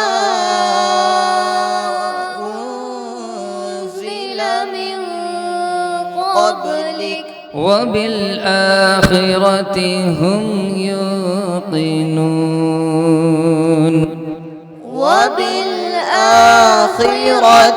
هم يوقنون بسم الله الرحمن الرحيم بسم الله الرحمن الرحيم اللهم آنس وحشتنا في قبورنا اللهم آنس وحشتنا في قبورنا اللهم ارحمنا بالقرآن العظيم اللهم ارحمنا بالقرآن العظيم واجعله لنا إماما ونورا وهدى ورحمة واجعله لنا إماما ونورا وهدى ورحمة اللهم ذكرنا منه ما نسينا اللهم ذكرنا منه ما نسينا وعلمنا منه ما جهلنا وعلمنا منه ما جهلنا وارزقنا تلاوته آناء الليل وآناء النهار وارزقنا تلاوته آناء الليل وآناء النهار واجعله لنا حجة يا رب العالمين واجعله لنا حجة يا رب العالمين آمين آمين صدق الله العظيم صدق الله العظيم इलाही हम दुआ गो है अमल में जान पैदा कर, जो तेरे दर पे हो मकबूल वो ईमान पैदा कर। ये झोंपड़ी फाका कशी सब मंजूर है, लेकिन नस्लों में हमारी हाफिज़ कुरान पैदा कर। ये लड़की के वालिद साहब है सैयद शाहिद साहब, अल्लाह खूब खूब कबूल फरमाए। मदरसे की जानिब से सनद इम्तियाज़ और एतराफ़ खिदमत के तौर पर हैत मौलाना मुफ्ती इमरान साहब को एक सनद दी जा रही है। गुजारिश करूँगा स्टेज पर आकर हज़रत के हाथों से ये सनद कबूल करे।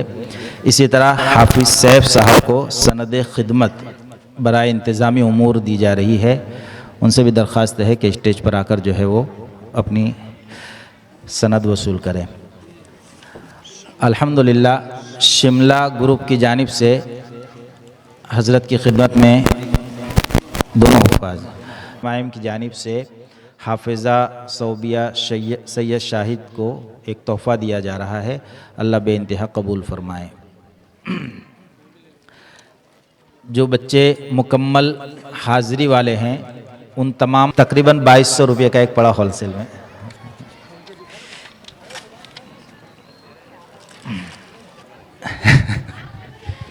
माशाअल्लाह हज़रत कह रहे हैं कि इसके हाइट से ज़्यादा बड़ा कूलर है। अल्लाह कबूल फरमाए। ठीक है, अल्हम्दुलिल्लाह जैसे अभी ऐलान किया गया कि छठी सातवीं के बाद मदरसा छोड़ देते हैं उनके लिए तालीम का नज़्म रहेगा। तो ऐसे ही बच्चियों के लिए अल्हम्दुलिल्लाह मोमिना कोर्स हमारे शहर में शुरू है और अल्हम्दुलिल्लाह अभी पटेलवाड़ी में भी मदरसा आयशा लिल बनात के नाम से मौलाना जावेद साहब मुफ्ती शाहरुख साहब की निगरानी में रेलवे पट्टे के उस पार के बच्चों के लिए भी अल्हम्दुलिल्लाह मोमिना कोर्स शुरू किया गया है। 1 जून से नए दाखिले शुरू होते हैं। तो आप तमाम से दरख्वास्त है कि बच्चियों की तालीम के लिए भी खूब फ़िक्रमंद हो। सऊद बेग मिर्ज़ा और मुस्तकीम मिर्ज़ा ये 2 बच्चे जो है नर्सिंग कोर्स लगभग कामयाब किए अक्कलकुआ से, तो उनकी खिदमत में भी कुछ इनाम हैं उनके हौसला अफजाई के लिए। गुजारिश करूँगा स्टेज के ऊपर आ जाए। इसी तरह वेकेशन कोर्स के ताल्लुक़ से भी एक ऐलान है। मिल्ली चैरिटेबल ट्रस्ट जो माशाल्लाह हाफिज़ अखलाक साहब की निगरानी में शुरू किया गया है, तो वेकेशन कोर्स के तौर पर इंग्लिश, मराठी और मैथ्स की क्लासेस जो है शेरू हाजी साहब के कॉम्प्लेक्स में शुरू होने जा रही है। तो सरपरस्त हजरा से गुजारिश है कि वेकेशन के अंदर बच्चे 1 महीना तकरीबन फ्री रहते हैं, तो इन अवकात को गनीमत जानकर जो है 1 मई से ये क्लासों का आगाज़ हो जाएगा। बच्चों के दाखिले के लिए हाफिज़ अखलाक सय्यदना व नबियना व शफीअना व सनदना मौलाना मुहम्मदिन मुबारक वसल्लम रब्बना इग़फिर लना ज़ुनूबना व इसराफ़ना फ़ी अमरिना व थब्बित अक़दामना वंसूरना अलल क़ौमिल काफ़िरीन अल्लाहुम्मा इन्नका अफ़ुव्वुन करीमुन मलिकुन तुहिब्बुल अफ़्व फ़अफ़ु अन्ना या करीम अल्लाहुम्मा आति नुफ़ूसना तक़वाहा व ज़क्किहा अंत खैरु मन ज़क्काहा अंत वलियुहा व मौलाहा अल्लाहुम्मा इन्ना नसअलुका हुब्बका व हुब्ब मन युहिब्बुका व हुब्ब अमलिन युक़र्रिबुना इला हुब्बिक अल्लाहुम्मा जअल क़ुरआन करीम रबीअ क़ुलूबिना व जिलाअ अहज़ानिना व ज़िहाब हुमूमिना व गुमूमिना अल्लाहुम्मा इन्ना नसअलुका इल्मन नाफ़िअ व रिज़्क़न हलालन वासिअन तय्यिबा व अमलन मुतक़ब्बला व शिफ़ाअन मिन कुल्लि दा अल्लाहुम्मा इन्ना नऊज़ु बिका मिन इल्मिन ला यनफ़अ व मिन क़ल्बिन ला यख़शअ व मिन नफ़्सिन ला तशबअ व मिन दुआइन ला युस्तजाबु लह अल्लाहुम्मा या मुक़ल्लिबल क़ुलूब थब्बित क़ुलूबना अला दीनिक व या मुसर्रिफ़ल क़ुलूब सर्रिफ़ क़ुलूबना अला ताअतिक अल्लाहुम्मा इन्ना नजअलुका फ़ी नुहूरिहिम व नऊज़ु बिका मिन शुरूरिहिम रब्बना ला तजअलना फ़ितनतन लिल ज़ालिमीन व नज्जिना बिरहमतिका मिनल क़ौमिल काफ़िरीन। ए अल्लाह हमारे गुनाहों को माफ़ फरमा, हमारी खताओं को माफ़ फरमा, हमारी लग़ज़शों को दरगुज़र फरमा। ए मौला करीम ईमान और इस्लाम पर इस्तिक़ामत नसीब फरमा, हर किस्म की गुनाहों से हमारी हिफाजत फरमा, कुफ्र से, शिर्क से, बिदआत से, खुराफात से, सगीरा कबीरा गुनाहों से हमारी हिफाजत फरमा। ए अल्लाह हम फितनों के दौर से गुजर रहे हैं, हर किस्म के फितनों से तू हमें महफूज फरमा। ए मौला करीम हमारी नस्लों को दीन की, ईमानी और इस्लामी तरबियत की फ़िक्र करने की हम सबको तौफीक मरहमत फरमा। ए अल्लाह हमारे मदरसा रियादुल जन्नह और इस शहर में और इस मुल्क में जितने भी मकातिब अल्लाह उन तमाम मकातिब की हिफाजत फरमा, मदारिस की हिफाजत फरमा, खानकाहों की हिफाजत फरमा, दावत व तबलीग की हिफाजत फरमा। अल्लाह दीन के जितने भी काम हैं अल्लाह हम तमाम कामों की हिफाजत फरमा। हम काम करने वालों को इखलास अता फरमा, रियाकारी से, उज्ब से, किब्र से, फ़ख्र से हमारी हिफाजत फरमा। मौला करीम ए परवरदिगार आलम हमें अपने तमाम दीनी मराकिज़ की फ़िक्र करने की तौफीक मरहमत फरमा। ए अल्लाह हमारी सफ़ों में इत्तिहाद और इत्तिफ़ाक़ पैदा फरमा, इख्तिलाफ और इंतशार से हिफाजत फरमा। ए अल्लाह हमारे नौजवान लड़कों लड़कियों को दीन की तरफ लौटने की तौफीक मरहमत फरमा। ए अल्लाह मोबाइल के फितने से, ए अल्लाह इंटरनेट के फितने से हमारे पूरे मुआशरे की हिफाजत फरमा। ए ज़ल जलाली वल इकराम कितने ही लोग ऐसे हैं कि इस मोबाइल ने और इंटरनेट ने उनके ईमान को उनसे सल्ब कर लिया है। ए अल्लाह तू हमारी हिफाजत फरमा। ए अल्लाह हमारे जो बच्चे दीन से दूर हो चुके हैं उनको दीन के करीब होने के फैसले फरमा। ए अल्लाह ए ज़ल जलाल वल इकराम जिनकी औलाद नाफरमान है उन्हें फरमा बरदार बना। ए अल्लाह जिनकी औलाद बेनिकाह है उन सबको नेक जोड़ो मुक़द्दर फरमा। ए मौला करीम जो अपनी औलाद से परेशान है उनकी परेशानियों को दूर फरमा, जो मकरूज़ है उनके कर्ज़ की अदायगी की शक्लें पैदा फरमा, जो जिस मुसीबत में गिरफ्तार है उस मुसीबत से निजात नसीब फरमा। हाज़िरीन मजलिस की मग़फ़िरत फरमा, सबकी जायज़ तमन्नाओं को पूरा फरमा। ए मौला करीम पूरी उम्मत में जो लोग बीमार है अल्लाह तमाम बीमारों को शिफा कामिला आजिला मुस्तमिर्रा दाइमा कुल्लिया नसीब फरमा। ए ज़ल जलाली वल इकराम ए परवरदिगार आलम तो हम सबको एक और नेक बना। ए अल्लाह तो हमने मांगा वो अता फरमा, हमने मांगने से रह गया वो अता फरमा, हमने अपने एतबार से मांगा तो अपने शान शान अता फरमा। ए अल्लाह तो हमारी दुआओं को नबी करीम सल्लल्लाहु अलैहि वसल्लम के सदक़े तुफ़ैल में कबूल फरमा। व सल्लल्लाहु अला नबिय्यिना मुहम्मदिन व अला आलिहि व अस्हाबिहि अजमईन बिरहमतिका या अरहमर राहिमीन। अल्हम्दुलिल्लाहि रब्बिल आलमीन।